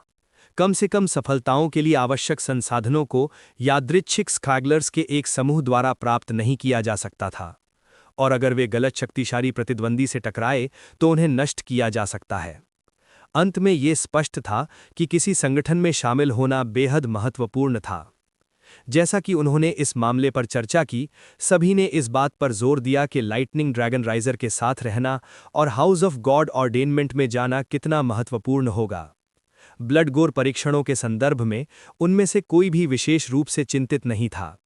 10,000 विरोधियों का वध करना कितना कठिन हो सकता है। वे विशेषज्ञ थे जिन्होंने अपने जीवन में लाखों दुश्मनों को मार डाला था, तो वे संभवतः देवता की दुनिया के कुछ कमजोर जंगलियों के बारे में चिंतित क्यों होंगे। जहां तक छोटू की बात है, ऐसा कोई तरीका नहीं था जिससे वो अपने इन दोस्तों को कम आके। एक बार जब वे परमेश्वर की व्यवस्था के घर में हो जाते तो वे रैंकों के माध्यम से ऊपर उठने के लिए कड़ी मेहनत करने में सक्षम होते थे और निश्चित रूप से संप्रदाय को संभालने या यहाँ तक कि उखाड़ फेंकने में सक्षम होने के बिंदु तक पहुंच जाते थे। जैसे जैसे उन्होंने मामलों पर चर्चा की, उन्होंने अपनी साधना पर काम करना जारी रखा और छोटू ने उन्हें अपनी सफलताओं के बाद अपने साधना के आधारों को स्थिर करने में मदद की। ऐसा करने के लिए गॉड लीजन सील को आकर्षित किया। सनसनाहट, सनसनाहट, सनसनाहट, सनसनाहट। तलवार 17 की उंगलियों से धधकती तलवार की रोशनी निकली, जिससे आसानी से 3 इंच की गैसें जमीन में रह गईं। जहां तक चरवाहे, कयामत, सबसे बड़े भाई और बाकी सभी की बात है, उन सभी ने नाटकीय और गहन प्रगति का अनुभव किया। आकाश में अंधेरा छा गया और हर कोई अपनी ऊर्जा कला और उच्च स्तरों से बहुत अधिक परिचित हो रहा था। आह, क्या अफसोस की बात है, ब्रह्मा ने कहा। अपना हाथ काटते हुए उसने एक हाथ का एक छोटा 5 रंग का प्रक्षेपण बनाया। ये सच्ची ऊर्जा से बना था जो 5 चरणों के अनुरूप था, और ये गायब होने से पहले केवल एक पल के लिए चला। काश हमारे पास बड़ी मात्रा में गॉड नोट्स उत्पन्न करने के लिए संसाधन होते। मैं किसी की ईश्वरीय शक्ति को बेहतर बनाने के लिए विभिन्न आध्यात्मिक दवाओं का उपयोग करने के सभी प्रकार के तरीके जानता हूँ। सही दवा के साथ हम रातों रात अनुभव कर सकते हैं, जिसे अधिकांश लोगों को पूरा करने में 100 साल लगेंगे। बस तब तक प्रतीक्षा करें जब तक कि हम भगवान के घर में न हों, छोटू ने कहा। जब मेरी खेती का आधार थोड़ा अधिक होगा तो मैं गॉड नोट्स उत्पन्न करने में सक्षम हो जाऊंगा, और फिर हम जो चाहें खरीद सकते हैं। याद रखें, लाइटनिंग बोल्ट सिटी और यहाँ तक कि सामान्य रूप से लाइटनिंग बोल्ट महाद्वीप सामान्य रूप से भगवान की दुनिया की तुलना में एक छोटा शहर भी हो सकता है। यहाँ तक यहाँ बहुत सारे गॉड नोट्स के साथ हमें अपनी ज़रूरत की हर चीज़ नहीं मिल पाएगी। हमें बस तब तक इंतज़ार करने की ज़रूरत है जब तक कि हम भगवान के घर का हिस्सा न हों। क्या आप वाकई लाइटनिंग ड्रैगन राइजर पर भरोसा कर सकते हैं छोटू? ये आपसे यानचेन ने पूछा। क्या होगा अगर वो आपके खिलाफ साजिश रच रहा हो? हम अपनी सारी उम्मीदें अकेले उस पर नहीं रख सकते। बेशक वो भरोसेमंद नहीं है, हत्या के इरादे से टिमटिमाती अभिव्यक्ति ने आगे कहा, लेकिन मैं जब चाहूं उसे मार सकता हूं। जब तक मैं गॉड लीजन सील का उपयोग करने के लिए पर्याप्त आश्वस्त हूं, तब तक एक छोटा भगवान भी मेरे लिए समस्याएं पैदा नहीं कर सकता। अचानक से छोटू का बिजली का तावीज गूंजने लगा और एक आवाज उसके कानों तक पहुंची। भाई छोटू, लाइटनिंग कबीले के विशेषज्ञ तैयार हैं। हम वांग कबीले के साथ बाहर निकलकर मनहूस भगवान के विश्वासियों पर एक गुप्त हमला शुरू कर रहे हैं। वे डेरेट आइलैंड पर डेरा डाले हुए हैं, जो लाइटनिंग कॉन्टिनेंट से दूर नहीं है। हम जल्द ही बाहर निकल सकते हैं, छोटू ने जवाब दिया। हमें कहाँ मिलना चाहिए? यहाँ से 30 किलोमीटर पूर्व में समुद्र के तट पर। हम आपका इंतजार कर रहे हैं। चलो चलते हैं, छोटू ने अपने साथियों से कहा। वे सभी हवा में छलांग लगाते हुए, अर्ध देवताओं की आभा के साथ स्पंदित होते हुए, साथ ही वे आगे बढ़ रहे थे। बेशक फिलहाल वे अभी वास्तव में उड़ान भरने में सक्षम नहीं थे। छोटू अगर वास्तव में चाहता तो उड़ सकता था। उसकी ईश्वरीय शक्ति इतनी प्रचुर मात्रा में थी कि वो किसी भी तरह से एक छोटे भगवान से कमतर नहीं था। लेकिन अगर उसने कुछ ऐसा किया जो स्वर्ग को धता बताता है, तो ये निश्चित रूप से लाइटनिंग बोल्ट महाद्वीप पर देवताओं का ध्यान आकर्षित करेगा। वे कुछ समय के लिए सामान्य गति से चलते रहे, जब तक कि वे नरम सफेद रेत के समुद्र के तट पर नहीं पहुंचे। ये चलने में अविश्वसनीय रूप से आरामदायक महसूस हुआ और पानी से बहने वाली हवा प्यारी थी। हालांकि कोई चांद या सितारे नहीं थे जिससे ये सुनिश्चित हो सके कि सब कुछ उतना ही अंधेरा था जितना हो सकता था। ऐसा लग रहा था कि यह हत्या के लिए एकदम सही माहौल है। शुक्र है कि समुद्र के तट पर चमकदार मोती थे, जिन्होंने लाइटनिंग बोल्ट सिटी के कई विशेषज्ञों को प्रकट किया। जहां तक छोटू की बात है, उसकी हथेली पर एक सुनहरी लौ थी जो उसके आसपास के क्षेत्र को रोशन कर रही थी। सबसे पहले जिन लोगों ने उनका ध्यान खींचा वे वांग कबीले के विशेषज्ञ थे, जिनमें से कई दर्जन थे। सभी अर्धदेवता थे। वांग जुआन था, लेकिन वो ग्रुप में केवल औसत के रूप में ही गिना जा सकता था। वांग यी भी वहां थे। आप वास्तव में जीवन और मृत्यु के बीच अंतर नहीं जानते हैं, है ना? वांग यी ने छोटू को देखते हुए कहा। हम एक मनहूस देवता के कुछ कुलीन विश्वासियों को मारने जा रहे हैं। हमें जितना हो सके उतना ईश्वर शक्ति का संरक्षण करना चाहिए, जबकि आप इसे दुनिया में बिना किसी परवाह के बर्बाद कर देते हैं, ताकि आप अपनी उस आग को बना सकें। ये कैसी बर्बादी है? ठीक है, जब आपकी ईश्वर शक्ति समाप्त हो जाए तो हमसे अपनी मदद करने की उम्मीद मत करना। सचमुच? छोटू ने गहरी मुस्कान के साथ कहा और अपनी लौ बुझा दी। जाहिर है कि वो जानता था कि वो क्या कर रहा है। वो बस खुद को बिना किसी अनुभव के व्यक्ति की तरह दिखाना चाहता था, उम्मीद में कि किसी को ये अनुमान लगाने से रोका जा सके कि वो मरण दुनिया से ऊपर उठ गया है। ये दिया था कि मरण दुनिया के लोग जानते होंगे कि शक्ति का संरक्षण कैसे किया जाता है। उसने ठंडी मुस्कान के साथ कहा, मेरे पास बहुत सारी ईश्वर शक्ति है, इसलिए मैं थोड़ा बर्बाद करने के बारे में चिंतित नहीं हूं। ये खुद को बेहद अहंकारी के रूप में सामने लाने में बहुत मदद कर सकता है।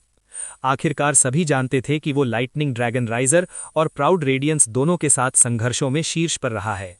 ये केवल समझदारी थी कि वो इस वजह से अहंकारी होगा, और उम्मीद है कि ये मरण दुनिया से संबंधित मामलों से विशेषज्ञों के विचारों को दूर कर देगा। चलो भाई यांग, अब झगड़ने का समय नहीं है, लाइटनिंग ड्रैगन राइजर ने कहा। हम सभी दुश्मन के खिलाफ आक्रमण करने के लिए मिलकर काम करना चाहते हैं। डेरेट आइलैंड यहाँ से लगभग 300 किलोमीटर दूर है और हम वहाँ जहाज़ों को ले जाने की योजना नहीं बना रहे हैं। जहाज़ों को बहुत आसानी से देखा जाएगा। तो हमें क्या करना चाहिए? छोटू ने तुरंत जवाब दिया। मुझे मत बताओ कि तुम मुझसे उड़ने की उम्मीद करते हो। उड़ान यहाँ लगभग हर किसी की सारी ऊर्जा खत्म कर देगी। ऐसा कोई तरीका नहीं है कि हम इस तरह से 300 किलोमीटर की यात्रा कर सकें। चिंता ना करो, हम तैयार होकर आए हैं।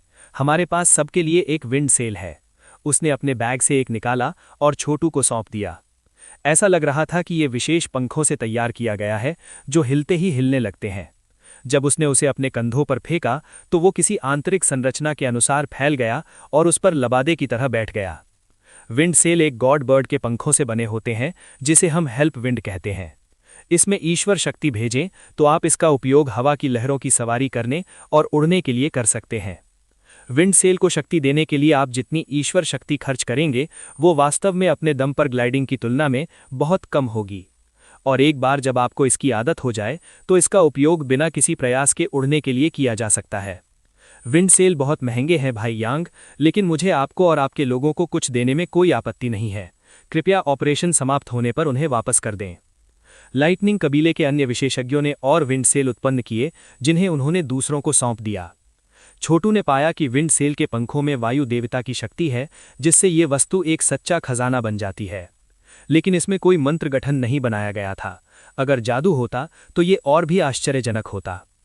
मुझे समझाने दें कि विंड सेल का उपयोग कैसे करें, लाइटनिंग ड्रैगन राइजर ने कहा।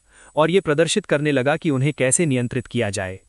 छोटू और उसके लोग सभी अत्यंत बुद्धिमान थे और जल्दी ही सभी तरीकों में महारत हासिल कर लेते हैं। ये देखकर कि वे उनका उपयोग कर सकते हैं, उपस्थित अन्य विशेषज्ञों ने सिर हिलाया। अब और समय बर्बाद नहीं करना चाहते थे। उन्होंने अपने विंड सेल को पंखों की तरह खोला और समुद्र के ऊपर उड़ गए। हालांकि कोई प्रकाश नहीं था, लेकिन सभी को पता था कि किस दिशा में यात्रा करनी चाहिए, और अगर आवश्यक हो तो कागज के तावीज़ों से संवाद कर सकते हैं। छोटू ने अपने प्रभु की आंख खोली और इसे कुछ सच्ची ऊर्जा से शक्तिशाली बनाते हुए कुछ विवरणों को देखने में सक्षम हुआ जो अंधकार से अस्पष्ट थे। गॉड लिजन सील के कार्यों के कारण किसी को भी पता नहीं था कि वो क्या कर रहा है। जैसे ही उसने उनके आगे देखा, उसे एक मनहूस ऊर्जा को दूर से लौ की जीभ की तरह स्पंदित होते महसूस हो सकता था। वे लगभग 1 घंटे तक उड़ान भरते रहे, जब तक कि एक आइलैंड सामने नहीं आया जो हर कल्पना की जा सकने वाले आकार के युद्धपोतों से घिरा हुआ था। अधिकांश हड्डियों और खोपड़ियों से भरे हुए थे और यहां तक कि मानव चमड़ी के धब्बे भी खून से टपक रहे थे। जिस भ्रते मनहूस ऊर्जा से वे स्पंदित हो रहे थे वो बहुत अधिक थी। अनगिनत मनहूस देवता के विश्वासी जहाज़ों पर काम कर रहे थे। उनमें से अधिकांश शमशेर से लैस थे और उन्होंने वेदियां खड़ी की थीं जिन पर वे पुरुषों और महिलाओं को समान रूप से बलिदान कर रहे थे, जादू करते हुए उनके सिर को खोल रहे थे। ये विशेष रूप से क्रूर और भयानक दृश्य था।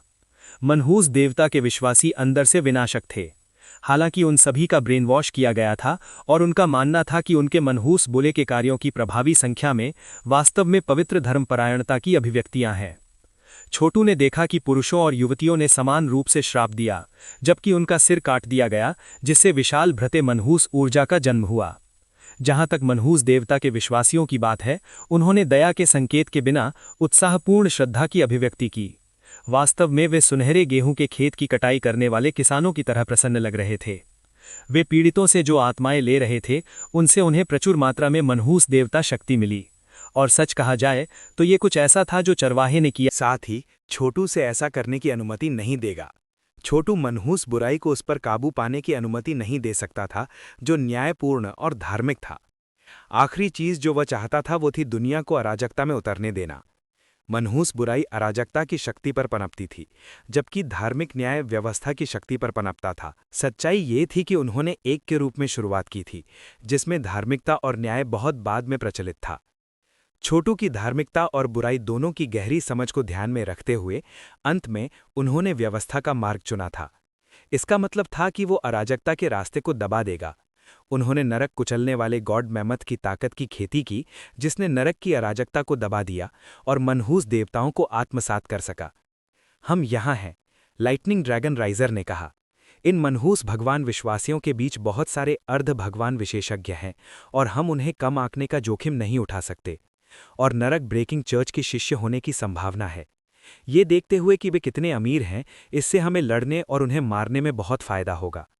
किसी भी मामले में याद रखें कि यहाँ हमारा मुख्य लक्ष्य उनकी मनहूस देवता वेदियों को नष्ट करना है, जितना संभव हो उतने मनहूस देवता विश्वासियों का वध करना है और खुद मनहूस देवता को कमज़ोर करना है। यहाँ तक कि जैसे ही उन्होंने अपनी घोषणा की, विशेषज्ञों के एक समूह ने हवा में ऊपर की ओर गोली चलाई, फिर दुश्मन की ओर गिर गया।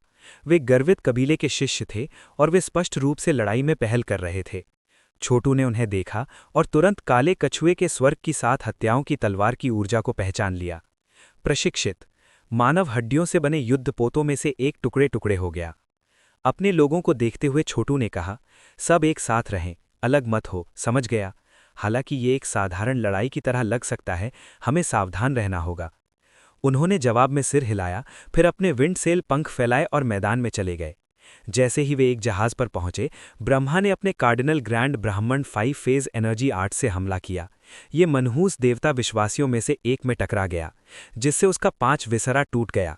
जोर से चिल्लाते हुए चरवाहे ने कहा, मैं आखिरकार खुद को खा सकता हूं। चरवाहा किसी भी तरह से एक गुणी व्यक्ति नहीं था, इसलिए उसने दयालु होने में कोई कसर नहीं छोड़ी। जैसे ही वो ऊपर से उतरा, उसके पंजे एक मनहूस देवता के आस्तिक पर चिपक गए और उसे कुचल दिया। तब चरवाहे ने आस्तिक की आत्मा को चूस लिया, जिससे भूतों का हल्का रोना और देवताओं का विलाप गूंजने लगा। एक मध्य भयानक विशेषज्ञ इस तरह अवशोषित। चरवाहा लगभग ऐसा लग रहा था जैसे वो दोपहर के नाश्ते का आनंद ले रहा हो। इस तरह की आत्मा से बेहतर क्या हो सकता है? मुझे नरक में इस तरह की चीजें कभी नहीं मिल सकती थीं। चरवाहे की त्वरित जीत कोई आश्चर्य की बात नहीं थी। आखिरकार उन्होंने नरक के समय के दौरान सभी प्रकार की दिव्य श्रेणी की कलाओं का अधिग्रहण किया था। वास्तव में छोटू के सभी लोगों के पास औसत स्थानीय लोगों की तुलना में व्यक्तिगत आधार पर अधिक दिव्य श्रेणी की कलाएं थीं। ये केवल इसलिए समझ में आता था देखते हुए कि वे अशुद्ध भूमि के शीर्ष व्यक्ति थे। लाइटनिंग बोल्ट महाद्वीप में यहाँ तक कि वांग ज़्वान के पास केवल लघु देवताओं की ऊर्जा कलाओं तक ही पहुँच थी, जिसकी तुलना शेपर्ड जैसे लोगों से नहीं की जा सकती थी। उनके और उनके संवतन लोगों के पास दिव्य श्रेणी की कलाएं थीं जो वस्तुतः स्वयं संप्रभु प्रभु द्वारा अभ्यास की जाने वाली कलाओं के स्तर की थीं। यही एक कारण था कि जो लोग अशुद्ध भूमि से ऊपर उठे थे वे इतने कीमती क्यों समझे जाते थे। उनकी दिव्य श्रेणी की ऊर्जा कलाओं को जोड़ने से दिव्य जगत के किसी भी संप्रदाय को बहुत बड़ा लाभ होगा। चरवाहा अभी अभी चरम भयानक स्तर पर पहुंचा था और उसकी दिव्य शक्ति वर्तमान में जो हो सकती है उसकी तुलना में कमजोर थी। इसीलिए वो मनहूस देवता विश्वासियों की आत्माओं और सारभूत ऊर्जा को अवशोषित करने के लिए शक्तिशाली दिव्य श्रेणी की कलाओं का उपयोग कर रहा था और इसे वापस करने के लिए गॉड लीजन सील की शक्ति के साथ हानिकारक दुष्प्रभावों को आसानी से नकारा जा सकता है, जिससे वो काफी शक्तिशाली हो जाता है। एक के बाद एक उसने मनहूस देवता विश्वासियों का वध किया, उन्हें सूखी लाशों में बदल दिया। वो किंग हेवन डिवॉरर की उच्च तकनीकों का उपयोग करने में भी सक्षम था जो छोटू ने उसे इस प्रक्रिया को तेज करने के लिए सिखाई थी। सन्न सन्न सन्न सन्न बल। चरवाहा एक तितली की तरह था जो अभी अभी कोकून से उभरा था, हवा में नृत्य करता हुआ जब वो दुश्मन को काट दिया और इस प्रक्रिया में मजबूत हो गया। इसी बीच प्राउड वर्ल्ड भी अपनी दिव्य शक्ति को बेहतर बनाने के लिए कुछ शैतान तकनीकों का उपयोग करने से पीछे नहीं हट सका। अन्य लोग ऐसी तकनीकों का उपयोग करने के इच्छुक नहीं थे, इसीलिए वे छोटू के करीब ही चिपक गए। साथ में उनका समूह एक मांस की मशीन की तरह था जिसने आश्चर्यजनक गति से उनके रास्ते में आने वाले मनहूस देवता विश्वासियों को नष्ट कर दिया। टूटा। छोटू एक युद्धपोत पर उतरा और अपनी हथेली से बाहर निकला, जिससे देव शक्ति बाहर निकली जिसने डेक में एक बड़ा छेद कर दिया। जवाब में एक अर्धदेव ने गोली चलाई जिससे सेंटीपीड जैसी मनहूस रोशनी की धाराएं निकलीं। लेकिन छोटू ने सेंटीपीड को पकड़ लिया और वे बिखर गए। फिर उसका हाथ अर्धदेव की गर्दन पर लगा जिसे उसने चरवाहे के पास फेंक दिया। एक अर्धदेव! चरवाहा खुशी से चिल्लाया। उसने जल्दी से उसे एक बघौली मिठाई की तरह निगलना शुरू कर दिया जिससे उसकी स्वयं की दिव्य शक्ति तेजी से बढ़ने लगी। पलक झपकते ही चरवाहे की दिव्य शक्ति दुगनी हो गई। इसके साथ छोटू जहाज की पकड़ में चला गया जहां भारी मात्रा में गॉड स्टोन से भरे संदूकों के साथ औषधीय गोलियों का ढेर लगा हुआ था। प्रशिक्षित। छोटू ने अपने हाथ से काटा, एक संदूक को तोड़ दिया और कई लाल रंग के अखरोट जैसी गोलियां निकाल दीं। वे रक्त जमाने वाले भगवान को याद करने वाली गोलियां हैं। वे ताज़ी जड़ी बूटी को लेकर उसे ताज़े खून में भिगोकर बनाई जाती हैं। ये ऊर्जा और रक्त को सुधार सकता है और गॉड सीव गोलियों की तुलना में दिव्य शक्ति को और भी अधिक प्रभावी ढंग से बदल सकता है। ये बहुत उपयोगी होने वाला है। अचानक उनके कानों में आवाज पहुंची, तुम भटकने वाले लोगों को लगता है तुम क्या कर रहे हो? लूट को खुद के लिए रख रहे हो? गर्वित कबीले के शिष्यों का एक समूह पकड़ में आ गया और जब उन्होंने रक्त जमाने वाली भगवान को याद करने वाली गोली देखी तो उनकी आंखें लालच से चमक उठीं। तुम लोग एक एक गोली ले सकते हो, बाकी सब गर्वित कबीले के हैं। तुम्हारे सपनों में, चरवाहे ने कहा, और वो उन पर एक चाल चलने ही वाला था कि छोटू ने उसे रोकने के लिए आगे बढ़ा। एक गोली एक टुकड़ा पर्याप्त नहीं है, ये हमारे युद्ध की लूट है और हम उन्हें सब ले रहे हैं। हमारे लिए समस्याएं पैदा करने के बारे में सोचना भी मत। क्या तुम अपने साथ उन सभी संदूकों को ले जा सकते हो? गर्वित कबीले के शिष्यों में से एक ने कहा। प्राउड रेडियंस में एक स्टोरेज रिंग है जिसमें तमाम प्रकार की वस्तुएं हो सकती हैं। क्या तुम्हें सच में लगता है कि तुम इतनी लूट के साथ चल सकते हो? वो जोर से हंस पड़ा। यही बात है, तुम भटकने वाले लूट कैसे ले जाओगे? हमारा गर्वित कबीला इन सभी गोलियों के बारे में कुछ भी नहीं करेगा, बस उन्हें यहीं और अभी खा लो। जब तक वे तुम्हारे पेट में हैं, निश्चित रूप से हम उन्हें नहीं लेंगे। रक्त जमाने वाली भगवान को याद करने वाली गोलियां इतनी शक्तिशाली हैं कि तुम प्रति माह केवल एक ही ले सकते हो। इसका कोई तरीका नहीं है कि तुम एक साथ इतनी सारी गोलियां खाने से बच सको, और यदि तुम कोशिश करना चाहते हो तो प्राउड कबीला तुम्हें रोकने के लिए कुछ नहीं करेगा। हालांकि इन प्राउड कबीले के युवा अभिजात्य ने छोटू से वास्तव में लड़ने की हिम्मत नहीं की, लेकिन जब वो इतनी मूल्यवान गोलियां लेता था तब तक वे बस खड़े नहीं रहने वाले थे। क्या ऐसा है? छोटू ने जवाब दिया। वास्तव में ये संदूक भी हमारे लिए पर्याप्त नहीं है। अपने हाथ लहराते हुए उसने सभी औषधीय गोलियां अपनी ओर खींच लीं। फिर उन्होंने कुछ ट्रू फ्लेम एनर्जी कलाओं का उपयोग करके उन्हें ड्रैगन की तरह दिखने वाली दवा के रक्त के रंग के समूह में पिघला दिया। इसके बाद उन्होंने ड्रैगन को कई छोटे ड्रैगन्स में विभाजित कर दिया जो सीधे उनके लोगों में गोली चला दी। वे सब ठटाकर हंस पड़े। आखिरकार गॉड सीव गोलियों और उनकी गॉड लीजन सील शक्तियों के साथ उनके अनुभवों के साथ उन्हें ऐसी गोलियों से कैसे परेशानी हो सकती थी। उन सभी के भीतर स्वर्ग और पृथ्वी की भट्टी के छोटे संस्करण थे, जिससे इस तरह की दवा को सीधे दिव्य शक्ति में बदलना एक आसान बात थी। सन्न सन्न सन्न किराच। तलवार 17 अचानक कई गुना बड़ी हो गई और उसके भीतर बजने वाली कर्कश आवाज़ों से ऐसा लग रहा था जैसे उसने अपनी शक्ति और साधना के आधार में वृद्धि का अनुभव किया हो, जिसमें आमतौर पर दर्जनों साल लगते हैं। यहाँ तक कि जो लोग दशकों से दिव्य दुनिया में अर्धदेव थे, उनके अनुरूप नहीं हो सकते थे। ये लगभग ऐसा था जैसे वो किसी तरह से चीट कर रहे हों। तुम लोग, प्राउड कबीले के शिष्यों ने बुखराहट में कहा, जो विश्वास नहीं कर सकते थे कि वे जो देख रहे हैं वो क्या है। क्या तुम वास्तव में बिना विस्फोट के इन सभी गोलियों को अवशोषित कर रहे हो? तुम्हारे खेती के आधार दशकों में जितना सुधार करना चाहिए उससे कहीं अधिक सुधार रहे हैं। तुम ऐसा कैसे कर सकते हो? प्राउड कबीले के युवा अभिजात्य पूरी तरह से चकित रह गए। ये लोग इतनी सारी रक्त जमाने वाली भगवान को याद करने वाली गोलियां कैसे खा सकते हैं? यहाँ तक कि अर्ध देवताओं को भी ऐसी गोलियों की विस्फोटक औषधीय शक्ति से निपटते समय सावधान रहना होगा, कहीं ऐसा न हो कि उनके मेरिडियन क्षतिग्रस्त हो जाएं और उनके शरीर अनुचित रूप से बदल जाएं। दवा उस तरह की चीज नहीं थी जिसका सेवन लापरवाही से किया जाना चाहिए था। ऐसा नहीं था कि दिव्य जगत में लोग आमतौर पर गोलियां नहीं खाते थे। कुलों में अक्सर भगवान की गोलियों का बड़ा भंडार होता था। कुछ दीर्घायु बढ़ाने के लिए डिजाइन की गई थीं और कुछ खेती के आधार में सुधार के लिए डिजाइन की गई थीं। बेतरतीब ढंग से गोलियों का सेवन आमतौर पर 2 संभावित परिणामों में से एक के साथ समाप्त हो गया। या तो किसी के दिमाग को मिटा दिया गया या बस मर गया। लेकिन छोटू और उसके लोग रक्त जमावट ईश्वर स्मरण गोलियों से भरी एक पूरी छाती को खा रहे थे। फिर भी उनकी ऊर्जा कला में सुधार के अलावा कुछ नहीं हो रहा था। गर्वित कबीले के शिष्यों ने अजीब निगाहों का आदान प्रदान किया और स्पष्ट रूप से शब्दों के लिए नुकसान में थे। वायु तुम लोग? वे पीछे हटने लगे।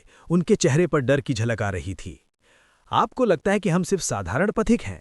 ब्रह्मा ने स्पष्ट रूप से अप्रसन्न होकर कहा। मैं आपको बता दूं, हम आपकी कल्पना से कहीं अधिक मजबूत हैं। सच तो ये था कि वो भी हैरान था।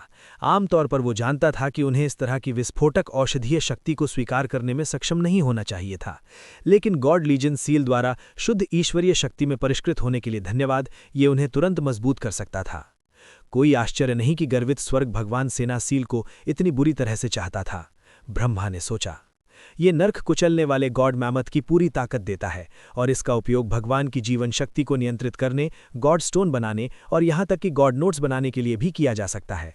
और अब ये स्पष्ट है कि ये सभी प्रकार की औषधीय शक्ति के खतरनाक पहलुओं को बेअसर कर सकता है। ये धोखा देने जैसा है।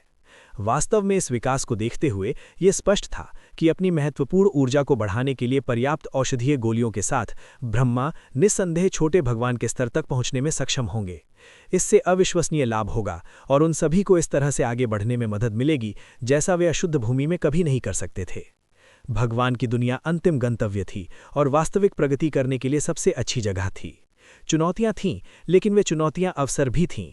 भाड़ में जाओ, तलवार 17 ने कहा, अपना हाथ लहराते हुए और तलवार की ऊर्जा की धाराएं भेजते हुए जो रेशम के धागों की तरह गर्वित कबीले के युवाओं के चारों ओर लिपटी हुई थीं। तुम हमसे चोरी करने की कोशिश करने के लिए मौत के लायक हो, लेकिन इसके बजाय मैं तुम्हें बांध दूंगा और तुम्हें बाहर फेंक दूंगा। उनकी ऊर्जा कलाएं इतनी उन्नत थीं कि उन्हें अब अर्धदेवता एक्सपर्ट से भी डर नहीं लगता था। वाह! छोटू का समूह हमले के लिए अगले जहाज की तलाश में खुले में उड़ गया। मनहूस देवता के शिष्य मक्खियों की तरह गिर रहे थे और कम से कम क्षणों में आक्रमणकारी दुश्मन के इलाके में गहरे थे। क्या?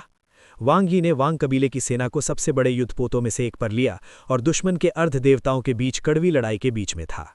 जब उसने छोटू के समूह को भेड़ियों और बाघों की तरह झपटते और अपने रास्ते में आने वाली हर चीज को नष्ट करते देखा तो वो इससे ज्यादा चौंक नहीं सकता था। और ये विशेष रूप से तब हुआ जब उसने चरवाहे को लापरवाही से दुश्मन को भेजते हुए और उन्हें सूखी लाशों में बदलते देखा। यहाँ तक कि अर्ध देवता भी उन्हें एक क्षण के लिए रोकने का कारण नहीं बन सके। लड़ने में चरवाहे का कौशल छोटू के बाद दूसरे स्थान पर था और उसकी ईश्वर शक्ति पहले से ही बहुत अधिक थी। वांग यी और उनके लोगों को ठंडक महसूस हुई जब उन्होंने सोचा कि अगर चरवाहे ने उन पर हाथ रखा तो क्या होगा। वे स्पष्ट रूप से पलक झपकते ही मुरझाई हुई लाशें बन जाएंगे। क्या अविश्वसनीय शैतान चर्च ऊर्जा कला है। ये लोग इतनी जल्दी इतने मजबूत कैसे हो गए? ये ऐसे आगे बढ़ रहे हैं जैसे कि उन्होंने दर्जनों वर्षों की एकांत खेती पूरी की हो। जैसे ही गर्वित कबीले के विशेषज्ञ जहाज के डेक पर उतरे और प्राउड रेडियंस को रिपोर्ट करते हुए हवा का झोंका आया, प्राउड रेडियंस का चेहरा तुरंत राख हो गया। वे अधन्य, क्या गलत है? वांग ही ने पूछा। उन गधों ने औषधीय गोलियों का एक गुच्छा चुरा लिया और उन सभी को एक ही बार में खा लिया। उनकी ऊर्जा कला में ड्रामेटिकली वृद्धि हुई है। उसकी आंखें एक मनहूस रोशनी से चमकी। उनमें से मुश्किल से 10 से अधिक हैं और उन्होंने कई सौ रक्त जमावत ईश्वर रिकॉलिंग गोलियां का सेवन किया है। तुम्हें मजाक करना होगा Proud Radiance, Lightning dragon Riser ने कहा, उड़ते हुए। छोटू के समूह को दुश्मन सेना के माध्यम से काटते देखकर उन्होंने कहा, उन गोलियों को ठीक से आत्मसात करने में 1 महीने का समय लगता है और उस महीने के दौरान आप किसी भी लड़ाई में शामिल नहीं हो सकते हैं या अपनी किसी भी दैवी शक्ति का उपयोग नहीं कर सकते हैं। यदि दवा को ठीक से नियंत्रित नहीं किया जाता है तो ये विस्फोट हो जाएगा और आपके मेरिडियन को नष्ट कर देगा। वे इतनी सारी गोलियां कैसे खा सकते थे? मानो या न मानो मुझे परवाह नहीं है, प्राउड रेडियंस ने कहा। इन लोगों के बारे में कुछ गड़बड़ है। उन सभी चीज़ों को देखो जो वे करने में सक्षम हैं। मुझे आश्चर्य है कि वे विद्रोही हैं जो किसी शक्तिशाली संगठन से बच गए हैं। हो सकता है कि वे सभी घायल हो गए हों और उनकी ऊर्जा कला पंगु हो गई हो, लेकिन वे आखिरकार ठीक हो गए हैं। मुझे यकीन है कि अगर हम उन्हें बंदी बना लेते हैं तो हमें बहुत लाभ होगा। उस बात को स्टोव करो Proud Radiance, Lightning dragon Riser ने कहा। वे मेरे दोस्त हैं अब, इसलिए बेहतर होगा कि तुम उन पर उंगली न उठाओ। मुझे बस इस बात की चिंता है कि आप भेड़िए को अपने घर में आमंत्रित कर रहे हैं। क्या आप उन्हें वास्तव में अपने संप्रदाय में लाने जा रहे हैं? मैं जानता हूं कि आप क्या सोच रहे हैं। यदि आप उन्हें अपने पक्ष में कर लेते हैं तो आप पहले से ही स्थापित अपने गुट के साथ भगवान के घर में प्रवेश करेंगे। लेकिन क्या होगा अगर वे केवल अपनी शक्ति में रुचि रखते हैं? मेरी अपनी योजनाएं हैं। बहुत बहुत धन्यवाद, लाइटनिंग ड्रैगन राइजर ने कहा। तुम वास्तव में मुझे कम आंकते हो, है ना? वेल, चिंता मत करो, मुझे पता है कि क्या करना है और क्या नहीं। मुझे लगता है कि हम देखेंगे कि क्या आप उन्हें नियंत्रण में रख सकते हैं। जहां तक मेरी बात है, मैं ये सब लेट कर नहीं लेने जा रहा हूं। क्या लेटे हुए हैं? एक आवाज आई और एक क्षण बाद छोटू और उसका समूह उड़ गया, वे सभी औषधीय गोलियों के संदूक लेकर। रक्त जमावट, भगवान को याद करने वाली गोलियां। मनहूस देवता की सेनाएं इन सभी गोलियों को अपने साथ लाइटनिंग बोल्ट महाद्वीप पर अपने हमले के लिए एक बहुत ही सरल योजना को अंजाम देने की उम्मीद में लाई थीं। उन्हें उम्मीद थी कि वे मनहूस देवता की वेदियां स्थापित करेंगे और फिर साजी बनाने के लिए गोलियों को जलाएंगे, जो उनके मनहूस देवता को सशक्त बनाएगा और साथ ही उन्हें लाइटनिंग बोल्ट सिटी को समतल करने के लिए मंत्र संरचनाओं का उपयोग करने की अनुमति देगा। और अब ये स्पष्ट है कि छोटू ने उनके भंडार को लूट लिया। ऐसी योजनाएं बेकार थीं। जैसे ही वो और उसके लोग डेक पर उतरे, वे इतनी घातक ऊर्जा और खूनी लथपथ आभा से घिरे हुए थे कि जैसे ही उन्होंने प्राउड रेडियंस को देखा, युवक स्वतः ही पीछे हट गया। उसके चेहरे से खून बह रहा था। ये स्पष्ट था कि छोटू की ऊर्जा कला एक बार फिर से उन्नत हो गई थी। टूट जाओ, छोटू ने कहा और उसके हाथ की लहर ने एक संदूक खोल दिया जिससे औषधीय गोलियां बाहर निकल गईं। इससे पहले कि वे जमीन से टकरा पातीं, वे खून के रंग के ड्रैगनों की तरह दिखने वाले ड्रैगनों में पिघल गईं, जो सीधे छोटू के सभी लोगों में गोली बन जाती। क्या सोचते हो भाई लाइटनिंग, मेरी इस तकनीक की तरह? ईमानदारी से कहूं तो मेरे पास कुछ तरकीबें हैं जिनका उपयोग मैं औषधीय गोलियों के नकारात्मक प्रभावों को बेअसर करने के लिए कर सकता हूं। मैं उन्हें आत्मसात करने के लिए औषधीय शक्ति को कम कर सकता हूं। कुछ और चारा फेंकते हुए उन्होंने कहा, यह वास्तव में आपके लाइटनिंग कबीले को मजबूत बना सकता है और शायद आपको लाइटनिंग बोल्ट सिटी के शासकों के रूप में भी मजबूत बना सकता है। क्या यह वास्तव में संभव है? लाइटनिंग ड्रैगन राइजर ने स्पष्ट रूप से आश्चर्य से पूछा। हालांकि उसकी आंखों के सामने जो हो रहा था उसे देखकर वो अविश्वास कैसे कर सकता था। चरवाहा, जेडफॉल, तलवार सत्रह और यहां तक कि यांगजान भी उससे ज्यादा मजबूत थे। उनकी ईश्वर शक्ति चमत्कार से कम नहीं थी। तथ्य बड़ी बात को सिद्ध कर सकते हैं, छोटू ने शांत स्वर में कहा। यदि आप वास्तव में ऐसी चीजों के लिए सक्षम हैं भाई छोटू, तो ये निश्चित रूप से लाइटनिंग कबीले के लिए बहुत मददगार होगा। यदि आप तुरंत हमारे विशेषज्ञों को बढ़ावा दे सकते हैं तो हम निश्चित रूप से आपको पूरी तरह से सुरक्षित रखना सुनिश्चित करेंगे। हम किसी को भी आप पर उंगली उठाने नहीं देंगे। लाइटनिंग ड्रैगन राइजर ने स्पष्ट रूप से पहचाना कि छोटू जैसा कोई व्यक्ति कितना महत्वपूर्ण हो सकता है। ईमानदारी से कहूं तो मुझे लाइटनिंग कबीले की परवाह नहीं है। मैं भगवान के घर में प्रवेश करना चाहता हूं। ये वो जगह है जहां वास्तविक संसाधन है। वहां होना लाइटनिंग बोल्ट जैसी बैकवाटर जगह में फंसे रहने से कहीं बेहतर होगा, जिसके बारे में किसी ने कभी नहीं सुना है। एक बार जब हम हाउस ऑफ गॉड ऑर्डिनेशन के आधिकारिक शिष्य होते हैं, जरा सोचिए कि हम आपकी कितनी मदद कर सकते हैं। आप बहुत तेजी से बहुत मजबूत हो जाएंगे। अपने लोगों को मजबूत बनाने के लिए रक्त जमावट भगवान को याद करने वाली गोलियों के साथ छोटू को वर्तमान स्थिति के बारे में पहले से ज्यादा परवाह थी। ये ऐसा था जैसे वे अभी अभी 100 वर्षों की खेती के सत्र से गुजरे हों। अर्ध देवता के स्तर के शिखर पर होने के कारण वे अपने आभासी देवत्व को वास्तविकता में बदल रहे थे। पर्याप्त औषधीय गोलियों के साथ वे सचमुच ताकत की ऊंचाइयों तक पहुंच सकते थे। जब लाइटनिंग ड्रैगन राइजर ने छोटू के सभी लोगों को दवा को अवशोषित करते देखा तो उसका चेहरा खुशी से चमक उठा और फिर वो हंसा। ये इससे सुलझ जाता है। मूल रूप से मुझे लगा कि ब्लड गॉड ट्रायल मुश्किल होने वाला है, लेकिन यदि आप मेरी दैवी शक्ति को बेहतर बनाने में मदद कर सकते हैं भाई छोटू, तो मुझे कोई समस्या नहीं होगी। ये आसान होगा, छोटू ने जवाब दिया। मैं इसे अभी कर सकता हूँ। उसने जल्दी से एक खून के रंग के ड्रैगन को बुलाया जो आगे बढ़ा और लाइटनिंग ड्रैगन राइजर की छाती में प्रवेश कर गया। लाइटनिंग ड्रैगन राइजर ने तुरंत महसूस किया कि गर्मी उसके माध्यम से बहते हुए औषधीय शक्ति उसके अंदर एक जादू गठन बन गई, जो उसके डैंटियन क्षेत्र की ओर बढ़ते हुए निरंतर परिवर्तनों को उत्तेजित करती है। लाइटनिंग ड्रैगन राइजर पहले से कहीं ज्यादा प्रसन्न लग रहा था, क्योंकि उसने महसूस किया कि अगर ये एक हमला होता तो वो छोटू से नहीं बच सकता था, जिस स्थिति में वो मर जाता। ये आदमी पहले से ही एक भगवान के रूप में लगभग मजबूत है, उसने सोचा। अपनी ऊर्जा के समुद्र को आकर्षित करते हुए उसने महसूस किया कि औषधीय शक्ति उसे भर रही है, जो उसे हर पल मजबूत बना रही है। हार्दिक हंसी में फूटते हुए उन्होंने कहा, मेरी दैवी शक्ति पहले से दोहरी अविश्वसनीय है। मुझे नहीं लगता कि कोई और अर्धदेवता मेरे लिए मैच हो सकता है। इसी बीच प्राउड रेडियंस ने देखा, क्रोधित था, लेकिन शब्दों के लिए नुकसान में था। ये वो समय था जब ईग्रेट आइलैंड से कर्कश हंसी सुनाई दी और भूत की आग की कई चिंगारियां दिखाई दी जो लोगों के आकार में बदल गईं। ध्यान रखें, नर्क ब्रेकिंग चर्च के शिष्य। सभी डर से कांपने लगे। वांग ही के लिए उसने कहा, बक्कास, वे वास्तव में नर्क ब्रेकिंग चर्च के शिष्य हैं। हमें यहाँ से निकलने की ज़रूरत है। हम उनसे नहीं लड़ सकते हैं। हम 1 या 2 के खिलाफ उम्मीद कर सकते हैं, लेकिन इतने सारों के नहीं।